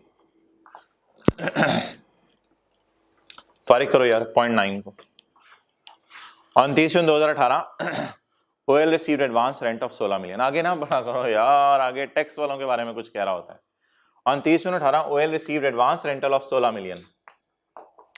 रिसीव्ड, रेंट एक्सपेंस का अकाउंट बनाओ, रेंटल इनकम का। रिसीव्ड, रेंटल इनकम का अकाउंट बनाओ, रेंट एक्सपेंस का, रेंटल इनकम का। ऑन 30/6/18 ओएल रिसीव्ड अगले साल का 16 मिलियन कराया, एडवांस रेंटल ऑफ 16 मिलियन। तो बोलो साल के एंड पे कोई ओपनिंग रिसीवेबल, क्लोजिंग रिसीवेबल, साल के एंड पे कोई क्लोजिंग रिसीवेबल है या क्लोजिंग अनअर्न्ड है? कितना? 16, इट इज क्लोजिंग अनअर्न्ड। अच्छा आगे ना देखो टैक्स वाले क्या कर रहे हैं, उसको छोड़ो परे। अनअर्न्ड अगले साल अर्न होगा, तो इस साल क्या हुआ होगा? नोट करो, अनअर्न्ड अगले साल अर्न हुआ होगा, इस साल क्या आया होगा? कैश आया होगा। बोलो अकाउंटिंग वाला ने इनकम में डाला है, अकाउंटिंग वालों ने P&L में डाला हुआ है? नहीं डाला हुआ ना अकाउंटिंग वालों ने P&L में, अकाउंटिंग वालों ने P&L में नहीं डाला हुआ। एक्सेलेंट। टैक्स वाले क्या कह रहे हैं? टैक्स वाले कह रहे हैं it is taxable on receipt basis. तो टैक्स वाले कह रहे हैं रिसीव हो जाए तो इनकम में डाल दो। अकाउंटिंग वालों ने देखो P&L में डाला हुआ है, टैक्स वाले कह रहे हैं मिल जाए तो इनकम में डाल दो। अब अकाउंटिंग वालों ने P&L में डाला नहीं हुआ, टैक्स वाले कह रहे हैं जब मिले तो इनकम में डालो, ऐड करना पड़ेगा। अच्छा लेकिन वो रट्टा भी जरा देख लो, ये तो लॉजिक हो गया। अकाउंटिंग वालों ने इनकम में नहीं डाला ना, P&L नहीं आ रहा, रट्टा क्या हमने मारा हुआ है। अगर टैक्स वाले हमें ऐसी दुनिया में ले जाएं जहां पे कैश अकाउंटिंग फॉलो हो रही हो, तो prepare T account and in current tax working reverse income वो है नहीं, and record receipt, record receipt.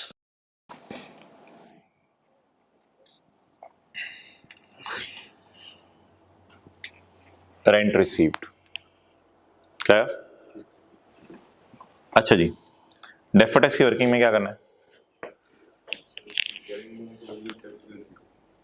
Unearned rental, यार ये छोटा सा लिख लो, करंट लायबिलिटी, उस दिन भी आपको भूला हुआ था, ये करंट लायबिलिटी होती है। बोलो कितनी? 16। टैक्स बेस 0, क्योंकि ऐसी दुनिया में हमें ले गए हैं। ये तो कोई चक्कर है ना एग्जाम्प्ट का, इधर तो कुछ नहीं लिखा हुआ ना, तो बस सब्र करना पड़ेगा, यानी सोचना पड़ेगा चीजों में। अच्छा अब बोलो पहले लॉजिक बताओ, is it taxable in future? No, it is already taxed in current year. ओ भाई इट इज कहां taxable in future, it is deductible in future. सोचो कैसे? It is already taxed, it is not taxable in future. ये तो profit में add होके भी टैक्स रेट लगा देंगे इस पे। It is not taxable in future, क्योंकि अगले साल तो अर्न होने, अगले साल पता है क्या होगा? अर्न होगा, हम इनकम में डालेंगे। अगले साल ये फिगर इधर आएगी, बैलेंसिंग P&L। अगले साल अर्न होगा, हम अर्न करके P&L में डालेंगे, और टैक्स वाले कहेंगे ना ना ना ना ना ना ना इनकम में ना डालो, उल्टाओ, लेस करो, डिडक्टेबल इन फ्यूचर। लेकिन रट्टा भी देख लो, if carrying amount of liability is greater than tax base of liability, then it will always result in deductible temporary difference. Rate वगैरह इसके साथ कोई लग नहीं दिया हुआ, तो 30% ही। क्लियर? अच्छा मजा आया सवाल का?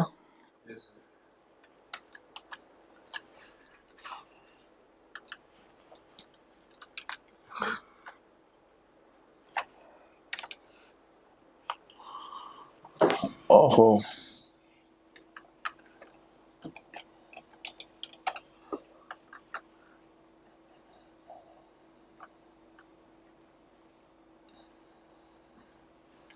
कौन सी एडजस्टमेंट रहेगी? 5 रहेगी ना, बाकी तो सब हो गया।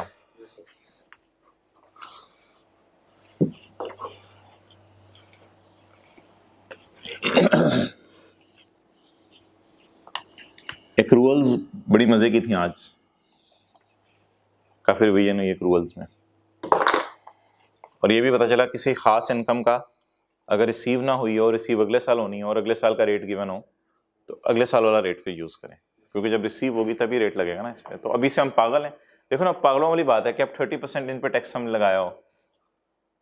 लिखा हुआ था सवाल में कि इस साल अगर मिल जाती तो 30% है, ये तो मिलनी है अगले साल है, तो फिर हम पागल हैं 30% टैक्स सोचें। ठीक है, माफ है तो माफ होगी, बस एंजॉय करें दुनिया में जन्नत के मजे। पॉइंट महावरतन बोला जाता है भाई ये। पॉइंट फाइव को छोड़ो यार, मुझे ये बता दो कि एज ऑन 30/17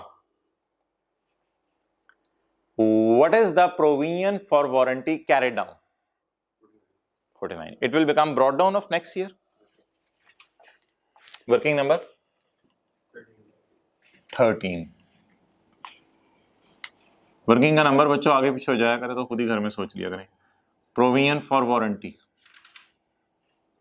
यकम जुलाई 17 BD 49। सोच लो क्यों। हाँ, क्या आपको पता है पिछले साल की कैरिंग अमाउंट ये है, तो ये इस साल की ब्रॉड डाउन बन जाएगी प्रोविजन फॉर वारंटी।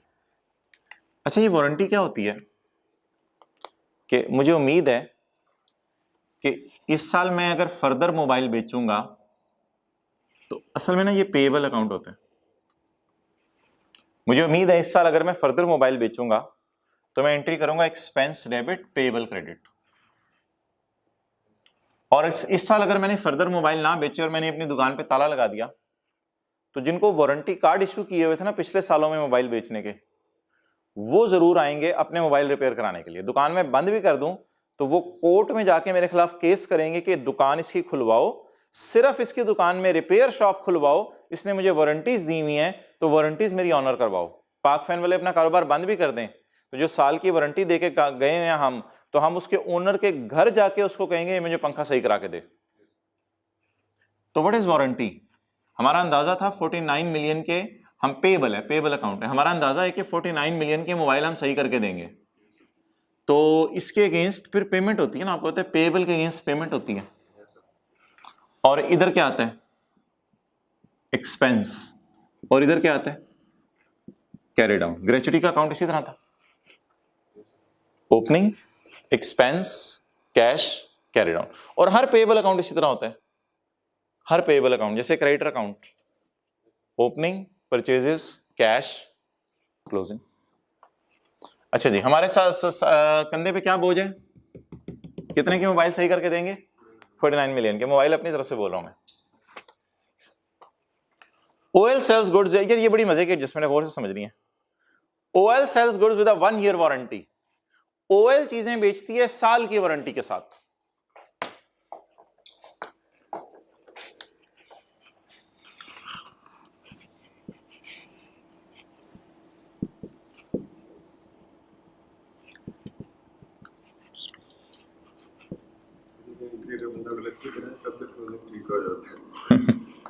अच्छा बोलो, ये कौन सा साल है? Previous year. और ये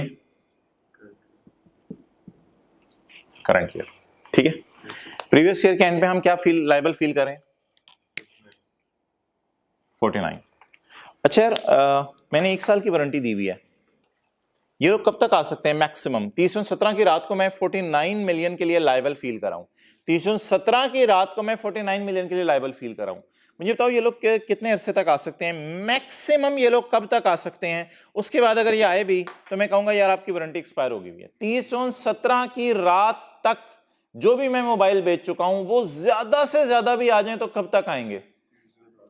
अगर 30/18 के बाद इन 49 में से कोई बंदा आया तो मैं ऐसे कहूंगा चल भाग, मैं कहूंगा जा इधर से, तेरा वारंटी कार्ड एक्सपायर हो गया। अच्छा जरा सोच के बताना, मैंने अंदाजा लगाया हुआ था 49 वाले लोग आएंगे, लेकिन आ गए 50 सही करवाने। 1 रुपया फिर तो मेरा खर्चा बढ़ जाएगा। और लाइबिलिटी में सोच रहा था 49 की है, लेकिन आ गए लोग 50 सही करवाने। अंदाजा ही होता है ना, ये प्रोविजन अंदाजा होता है भाई। जिस अंदाजा कि देखो ना, आपकी मोबाइल की शॉप है, आपने 49 मिलियन तो आपकी प्रोविजन फॉर वारंटी है, तो आपकी सेल तो पता नहीं 600 मिलियन, 800 मिलियन, 1000 मिलियन होगी। आप तो माशाल्लाह पूरे लाहौर को मोबाइल सप्लाई करते होगे, तो आपकी हैवी सेल होगी, उसमें से आपका अंदाजा था 49 मिलियन के शायद लोग मोबाइल सही कराने आ जाएं, लेकिन सही कराने आ गए 50 के। 30 जून 18 की रात को आपको पता चल जाएगा कितने लोग आए हैं।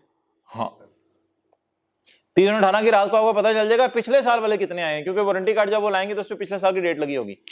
तो बताओ 30 जून 18 की रात को मैं ये 49 की फिगर फाइनलाइज कर सकता हूं?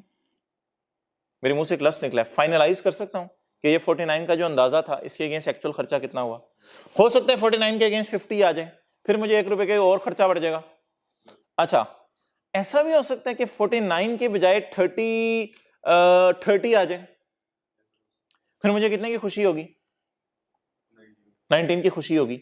अच्छा, ऐसा हुआ था कभी लाइबिलिटी के अगेंस्ट कम पैसे पे करने पड़े हों, यानी कि आपने अंदाजा लगाया 49 मिलियन के मोबाइल रिपेयर करा के देने पड़ेंगे, लेकिन अगले साल सिर्फ 30 मिलियन के रिपेयर करा के देने पड़े। कभी ऐसा हुआ इंट्रो की क्लास में कि लाइबिलिटी है 49 मिलियन मोबाइल रिपेयर करने की और आपने रिपेयर करके दिए सिर्फ 30, बाकी आ ही नहीं सकते क्योंकि वारंटी कार्ड एक्सपायर हो गया? कभी ऐसा हुआ था इंट्रो की क्लास में? हुआ था। Creditor account, opening, purchases, cash, discount received और कैरी डाउन। 49 का क्रेडिटर होता था, हम उसे जाके पे करते थे 48, वो कहता था 1 रुपया आपको अर्ली पेमेंट पे छोड़ रहा हूं। तो आपको पता है लाइबिलिटीज अगर कम हो जाए तो हमें खुशी होती है। अब पढ़ो, OL sells goods with a 1 year warranty, और हमारा ये अंदाजा है कि warranty expenses are 2% of annual sale. Warranty expenses are 2% of, थोड़ा सा यहां मैं रुक रहा हूं, warranty expenses are 2% of annual sale. देखो इधर नीचे वाली लाइन पहले पढ़ लो, sales for the year is 1750, आगे नहीं पढ़ना, sales for the year is 1750। कहते हैं warranty expenses are 2% of annual sale. कितना? 35।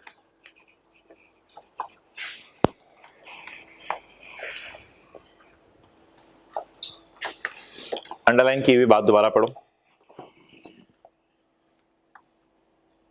Warranty expenses are 2% of annual sale and sale for the year is 1750।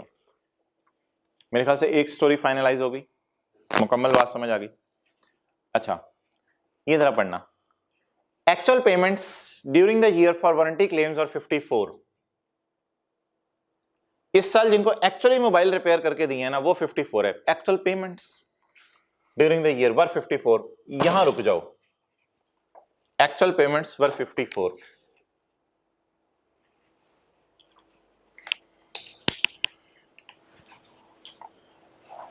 $49 के अगेंस्ट 54 आए। ना, कुछ तो इस साल मोबाइल उनको बेचे होंगे, वो भी आए होंगे। ये मेरी बात दोबारा सुनो, 49 जो पिछले साल वाले थे उनमें से 54 आए और ज्यादा आ गए हमारे अंदाजे से, या फिर इस साल वाले जिनको मोबाइल बेचे वो भी 2-3-4 महीने के अंदर वारंटी क्लेम लेके आ सकते हैं। साल के अंदर अंदर आना ना वारंटी क्लेम लेने, तो इस साल वाले भी कुछ आए होंगे शायद। ऑफ दीज 54 में 38 पड़ा है पिछले साल वालों को जो मोबाइल सही करके दिए हैं। अब आंखें बंद करो, पिछले साल वालों को कितने के मोबाइल सही करके दिए? 38 के। अंदाजा क्या था कितने के सही करके देंगे? 49 के। तो इसका मतलब है पिछले साल वाले 49 में से 38 रिपेयर करके दे रहे हैं। यार ऐसे ही पता नहीं सवाल वाला क्यों ये 38 अलग से बता रहा है शायद किसी वजह से। 38 तो प्रीवियस ईयर वालों को कैश में पेमेंट करके रिपेयर करा के दिया। 54 माइनस 38 क्या है? 16 मेरे ख्याल से कोई इरेलेवेंट फिगर है। ये करंट ईयर वालों को आपने रिपेयर करा के दिया है, इसकी खैर है। मुझे असल में कंसर्न था, हाँ मुझे 38 से कंसर्न था। आप बता दो, अगर एक क्रेडिटर है जिसे मैंने 49 देने हैं, उससे मैं 38 दे दूं, इस 16 को छोड़ो, ये 16 पता क्या है? ये 16 पता क्या है? ये जो 35 का अंदाजा लगाया ना इस साल वाला, इस साल की सेल में, उस 35 में से ये 16 आए हैं। इस साल भी तो लोगों को बेच रहे हैं ना चीजें, उस 35 में से 16 आए हैं, बाकी कैरिड ऑन में बच जाएगा इंशाल्लाह, बाकी अगले साल आ जाएंगे, कोई मसला नहीं। अच्छा मुझे बताओ, मैं मैच कर सकता हूं प्रोविजन अकाउंट? अगर सिंपल मैं बात करूं, मैं कारोबार बंद कर देता, कारोबार बंद कर देता तो इस साल सेल होती? अगर कारोबार बंद कर देता इस साल सेल होती? इस साल कोई इस साल वालों को रिपेयर करके देता? नहीं, बिल्कुल भी नहीं। इस साल वालों को रिपेयर करके देता? नहीं, सिर्फ मैं पुरानों को रिपेयर करके देता। अब बताओ क्या ये लाइबिलिटी है मेरी? नहीं, क्योंकि 1 ईयर वारंटी का एक्सपायर हो गया है। जो 30/17 वाले थे वो 30/18 तक आ सकते थे। तो प्योरली अगर मैं कारोबार बंद कर देता तो ना खर्चा आता, ना उन खर्चों को मैं पे करता अगले साल 18 के। लेकिन 17 वाले जो 49 है उन्होंने तो आना ही आना था, उनमें से 38 आ गए। बाकी मोहतरम इनकम होती है जिससे आप डिस्काउंट रिसीव्ड के नाम से इस साइड पे क्रेडिटर के रिकॉर्ड करते थे, ये इनकम होती है। ये 11 की खुशी है, कैरी डाउन आपका 0 है, क्योंकि ये 49 0 बन जाएगा साल के एंड पे, क्योंकि आप ये आ ही नहीं सकते, क्योंकि 30/17 वालों का वारंटी एक्सपायर होगी है 30/18 की। लेकिन ऐसे तो मैं अकाउंट बना नहीं सकता, मेरा तो रनिंग कारोबार है। ये अकाउंट समझ आया? मजा आया इस अकाउंट को समझने का? ओपनिंग लाइबिलिटी मेरी 49, out of these 38 relate to previous year. इसमें से 38 पिछले वालों को सही करके दिए, तो पिछले वालों को सही करके कितने के दे दिए? 38 के। 11 के तो सही करके देनी नहीं हमने, हम पागल हैं हम। 11 की खुशी मनाए, 11 की खुशी मनाए। देखो ना एंट्री भी यही बनेगी, पेएबल अकाउंट होता है ना, प्रोविजन का मतलब पेएबल है, पेएबल डेबिट इनकम क्रेडिट। और आपको याद होगा क्रेडिटर अकाउंट में इधर डिस्काउंट रिसीव्ड आता था, नहीं याद आ रहा? Opening, purchases, cash, discount receipt, purchase return. लेकिन ये अकाउंट तो मैं बना नहीं सकता, इस अकाउंट को मैं मिटा दूं। बोलो यार, ये जो खुशी है, खुशी है, ये मेरी इनकम है, ये मेरी खुशी 11 पे रिकॉर्ड होनी है। कैलकुलेटर पकड़ो, मैंने कैसे निकाल लिया। 30/17 की रात को मैं क्या फील कर रहा था, कितने लोग आएंगे मोबाइल सही कराने? 49। इस साल जिनको मोबाइल सही करके दिया उनमें से पिछले साल वाले जो थे वो कितने आए? 38। तो 49 वाली लाइबिलिटी के अगेंस्ट अगर मुझे 38 पे करना पड़े तो खुशियां, मजे, तो ये खुशी मैंने रिकॉर्ड की है 11 की। क्या? अच्छा यार, ऐसा ना कर लूं, इस खुशी को रिकॉर्ड करने की बजाय खर्चा कम कर लूं, ये भी सही है वैसे, ये भी सही है। अब प्लीज बुरा ना बनाना, खुशी रिकॉर्ड करने की बजाय इधर खुशी पड़ी है इधर खर्चा पड़ा है, इन दोनों को काट देता हूं। इधर जैसे देखो, इधर परचेज पड़ी है इधर परचेज रिटर्न पड़ी है, इधर खुशी इधर खर्चा पड़ा है, उल्टा तो नहीं मैंने बोल दिया था, इधर खर्चा पड़ा है इधर खुशी पड़ी है, इधर खर्चा पड़ा है इधर खुशी पड़ी है। खर्चे और खुशी को काटो। खर्चा क्यों आया? इस साल मोबाइल बेचे, उनकी वारंटीज ऑनर करनी पड़ेंगी। खुशी क्यों आई? पिछले साल की वारंटीज, शुक्र है लोग क्लेम कराने नहीं आए क्योंकि मोबाइल उनके सही रहे। तो खर्चा और खुशी को नेट करें, ऐसे लिख दूं इधर -11, तो 35 - 11 क्या बना? कितना? 24। What is this? खर्चा। What is this? खुशी। क्लियर हो गया? अब मैं आखिरी दफा आपके सामने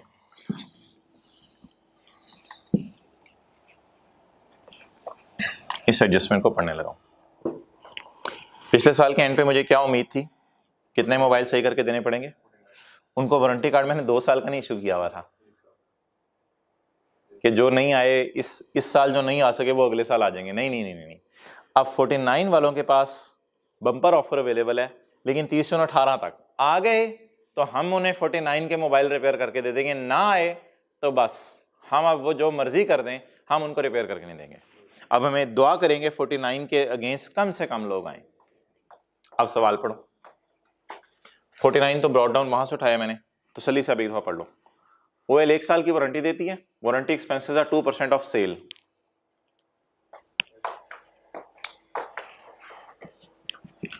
एक्सपेंसेस, ग्रेचुटी अकाउंट में एक्सपेंस इधर आता है, कैश इधर। Warranty expenses are 2% of sale, वो पता नहीं जो भी फिगर आनी है, 2% of sale. Actual payment during the year were 54। ओ यार, जिस बंदे ने 11 की खुशी नहीं रिकॉर्ड की होगी उसका कोई एक नंबर कट गया होगा। या एक सर पे ना चढ़ा लिया करो टेंशन लेके कि क्या वो यार, आप ट्राई तो करो अकाउंट बनाना। अगर मैंने आपको भी आज क्लास के शुरू में ये होमवर्क दिया है, गलत अकाउंट बना दो, कोई एक एरर होगी उसके मार्क्स कट जाएंगे, कैरी डाउन वहां लेके जाओ, उसके टैक्स बेस 0 लिखो आपको मार्क्स मिले, डिडक्टेबल का लॉस लिखो आपको मार्क्स मिले।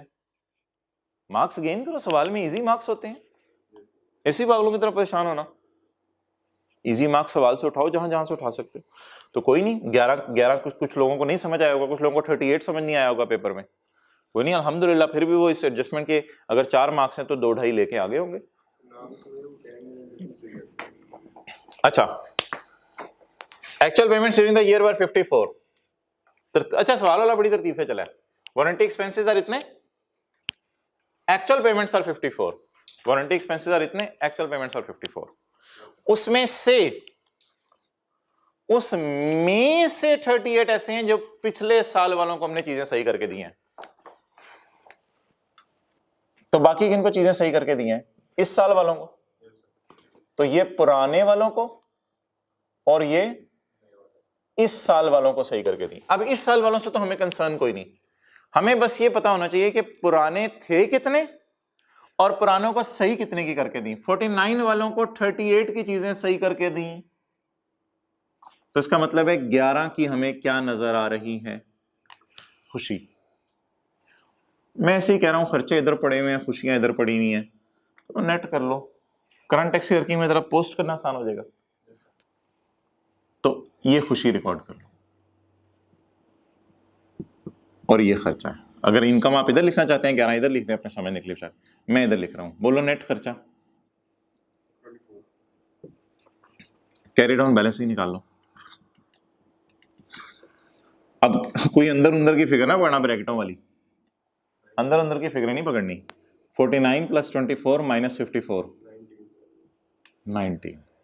और ये पता है प्योरली इस साल वाले हैं,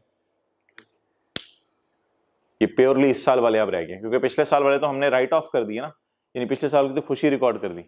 अब ये सिर्फ इस साल वाले बच गए। अब ये जो 19 है अगले साल का बनेगा बीडी।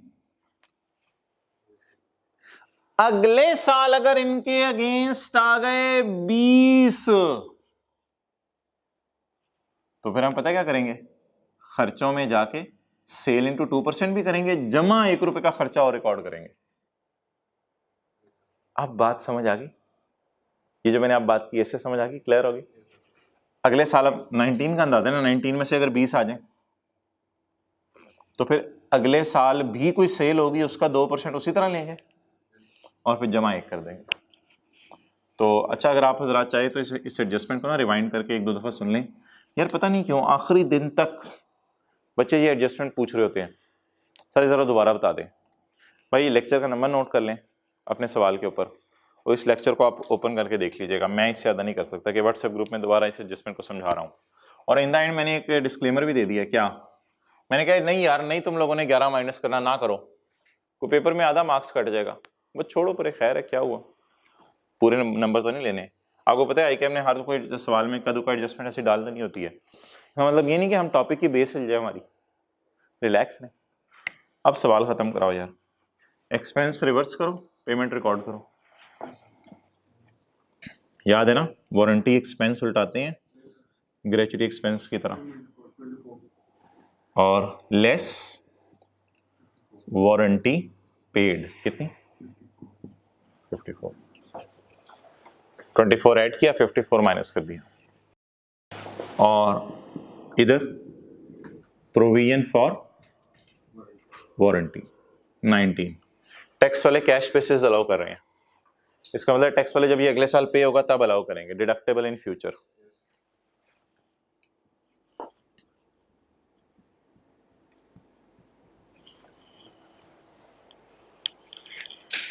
खत्म हुआ। वी आर वेरी लकी के 8-9 मिनट बच गए, तो नोट वगैरह बना लेते हैं। Keep checking as well, time नहीं है। चलें जी बच्चों, यहां तक नोट करें, उधर तक आ रहे।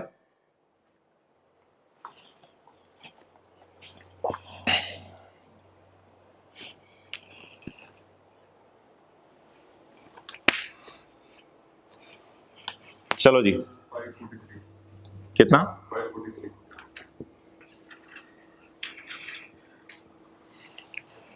543। जरा मुझे वही वाली लिखवाना जितना मैंने राउंडिंग का लेवल यूज किया हुआ है। उधर टैक्स बोलो 30% जी, 162.9। अच्छा यार, इसका क्या करें आप? ये चीज मैंने कल जाते जाते छुड़वा दी थी, जो मैंने आज आपको करानी थी, लेकिन मैं सोचा इस सवाल में करवा दूं। अब DTL अलग अलग निकाल लो सबका, क्योंकि टैक्स रेट डिफरेंट है ना, और टोटल करके हो नहीं सकता। और मजे की बात भी सुनो, सवाल की रिक्वायरमेंट भी यही है, अंडरलाइन करो, फॉर ईच टेम्परेरी डिफरेंस, हर एक के लिए DTL अलग अलग निकालना है। अच्छा जी, टैक्स पहले बेटों का नाम लिख लो। DTL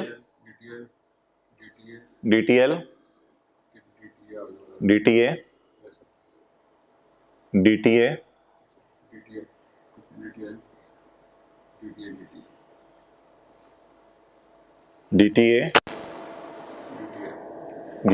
चलो कराओ।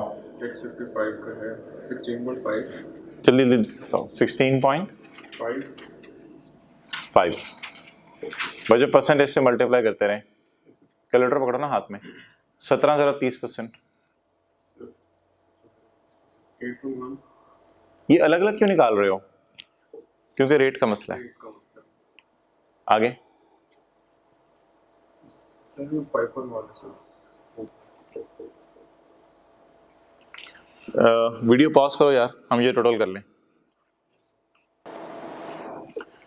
चलें जी, ये हमने सारे नोट कर लिए बच्चों। एक हमें गलती पता चली है, वो 27 कैसे आ रहा है यार? 63, 73, 83। हाँ ये बच्चों ये गलती पता चली है, ये हमने परसेंटेजेस लगा ली हैं सारी, आप लोगों ने भी लगा के चेक कर ली होंगी। ये 27 था। चलें कोई मसला नहीं, ये तो आप ये 8.1 आ रहा है, ये गलती से ही कर लें, हमने 17 लिखा था, ये 27 है। ओके अब यार बताओ, जब आपने सब पे, अच्छा इस पे 0% ही लगाया था ना, 0 पे 0%, 0। अब आप बताओ, जब सारे लोग आ गए तो किस गांव से ज्यादा आए? DTL के गांव से ज्यादा आए, DTA के गांव से ज्यादा आए? DT अब पॉजिटिव फिगर आ रही, DTL ज्यादा आ रहा है, 16.5, 8, बाकी तो छोटे छोटे पड़े हैं, तो DTL के गांव से ज्यादा है। बोलो कितने?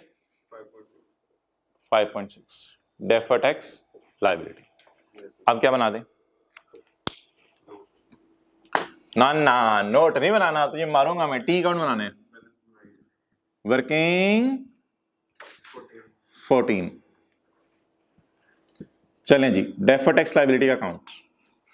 ओपनिंग बैलेंस 25.2, भाई ये नजर आ रहा है, इधर वाला भी। क्लोजिंग बैलेंस 5.6, तो यकम जुलाई 17 ब्रॉट डाउन, बोलो बोलो बोलो 25.2, और 30/6 कैरी डाउन 5.6। GTE बोलो, ऑपोजिट साइड पे आ रहा है जी, कितना? 19.6। क्लियर? ओके, अब मेरे भाई क्या रह गया? नोट बनाना। नोट बड़े शौक से आपने सुनना है, बड़े शौक से। अच्छा ये तो समझ आ गया था ना कि टैक्स रेट अगर डिफरेंट हो तो फिर अलग अलग टैक्स निकालने सबका, क्योंकि आपको पता है अगले साल डिविडेंड पे 10% टैक्स देना है। फिर पागल है, 30% लगाएं रेट। चलो जी, टैक्स एक्सपेंस, उसमें सीटीई और डीटीई। बोलो भाई, सीटीई कितना है? 162.9 और डीटी 19.6। 19.6 पॉजिटिव के साथ। जवाब बताओ। 143.3। अब क्या बनानी है? मैं तो नीचे बनाता था, व्हाइट बोर्ड पे जगह नहीं है। रिकॉन्सिलिएशन। रिकॉन्सिलिएशन कहां से शुरू करेंगे? पीबीटी कितना? 508।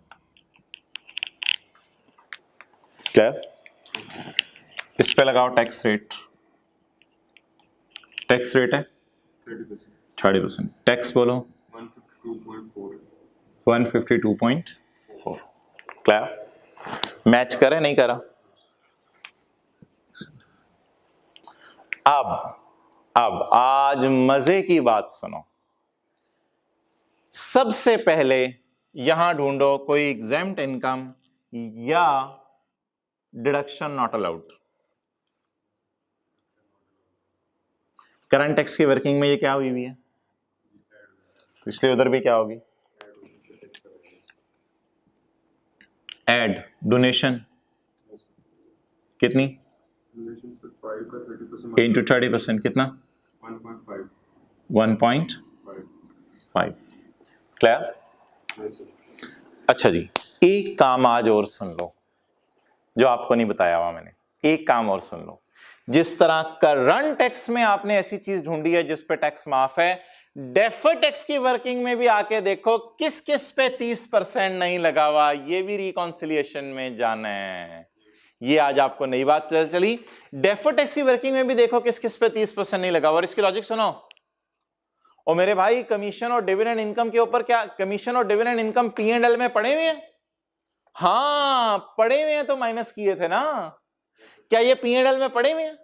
तो कमीशन और डिविडेंड, टी अकाउंट बनाया था कमीशन और डिविडेंड का? बनाया था टी अकाउंट कमीशन और डिविडेंड का। और P&L निकला हुआ उसमें P&L आया था ना, क्लोजिंग रिसीवेबल थे तो P&L आया था। तो क्या डिविडेंड और कमीशन इनकम P&L में पड़े हुए हैं प्रॉफिट में? तो इन पे भी 30 लग गया है। 508 पूरे पे 30% लग गया है। तो इस लॉजिक छोड़ो, सादा सी बात याद रखो। करंट टैक्स की वर्किंग में परमानेंट डिफरेंस ढूंढने हैं और इधर आके भी आपने देखना है कहां कहां 30 नहीं लगा। जहां जहां 30 नहीं लगा वहां वहां रिकॉन्सिलिएशन ऑब्वियसली मैच नहीं हो रही होगी। तो बताओ कहां कहां 30 नहीं लगा? एक तो इस 12 पे, ठीक है, और 35 पे। इन दोनों पे कितना कितना नहीं लगा? 30% नहीं लगा हुआ। इस पे 30% नहीं लगा हुआ, इस पे 20 नहीं लगा हुआ।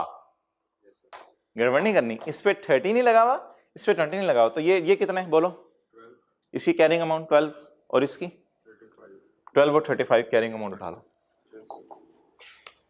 yes, लेस क्यों सर? देखो ना, ये तो इनकम्स हैं। इनकम्स तो प्रॉफिट में पड़ी होंगी, तो इसीलिए तो हम इनको लेस कर रहे थे करंट टैक्स में। लेस कौन सी इनकम? कमीशन इनकम और डिविडेंड इनकम। तो जिस इनकम पे यार बोलो, जिस इनकम पे 30 नहीं लगा हुआ उसको फिर लेस कर दें। तो कमीशन इनकम कितनी है? Carrying amount 12। इसकी कैरिंग अमाउंट 35। इस पे कितने परसेंट नहीं लगा?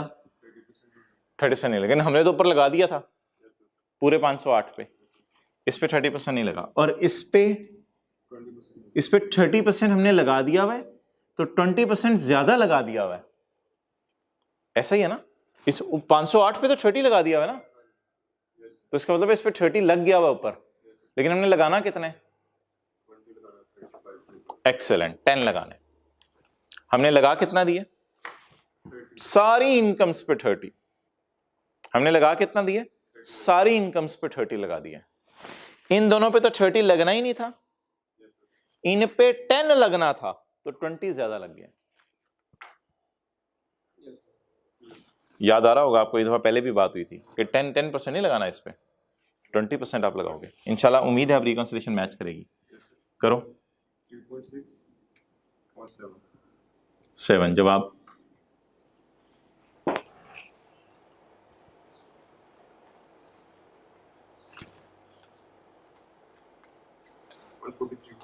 143.3 ये मैच कर गया।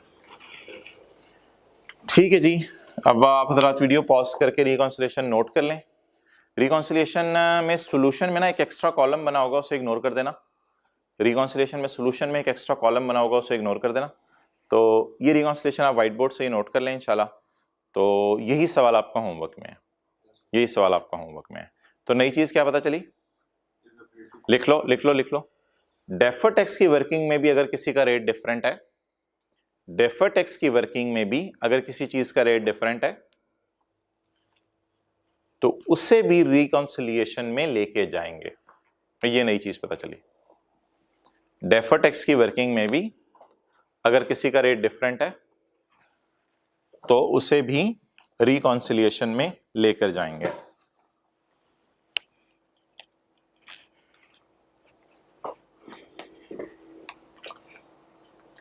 अच्छा यार, जब एक फुल फ्लेज सवाल होता है ना तो उसमें फिर ये ना सोचा करो कि कौन सी चीज़ें मुझे समझ नहीं आई, ये सोचा करो कौन सी, इधर ले आओ, ये सोचा करो कौन सी मुझे समझ आ गई।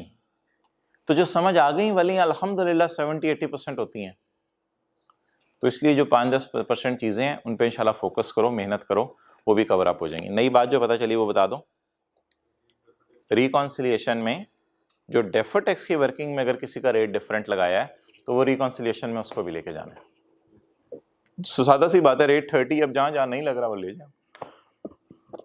ठीक है जी, अस्सलाम वालेकुम। आपका होमवर्क कोई नहीं है आज सिवाय इस सवाल के। क्लोज करो भाई।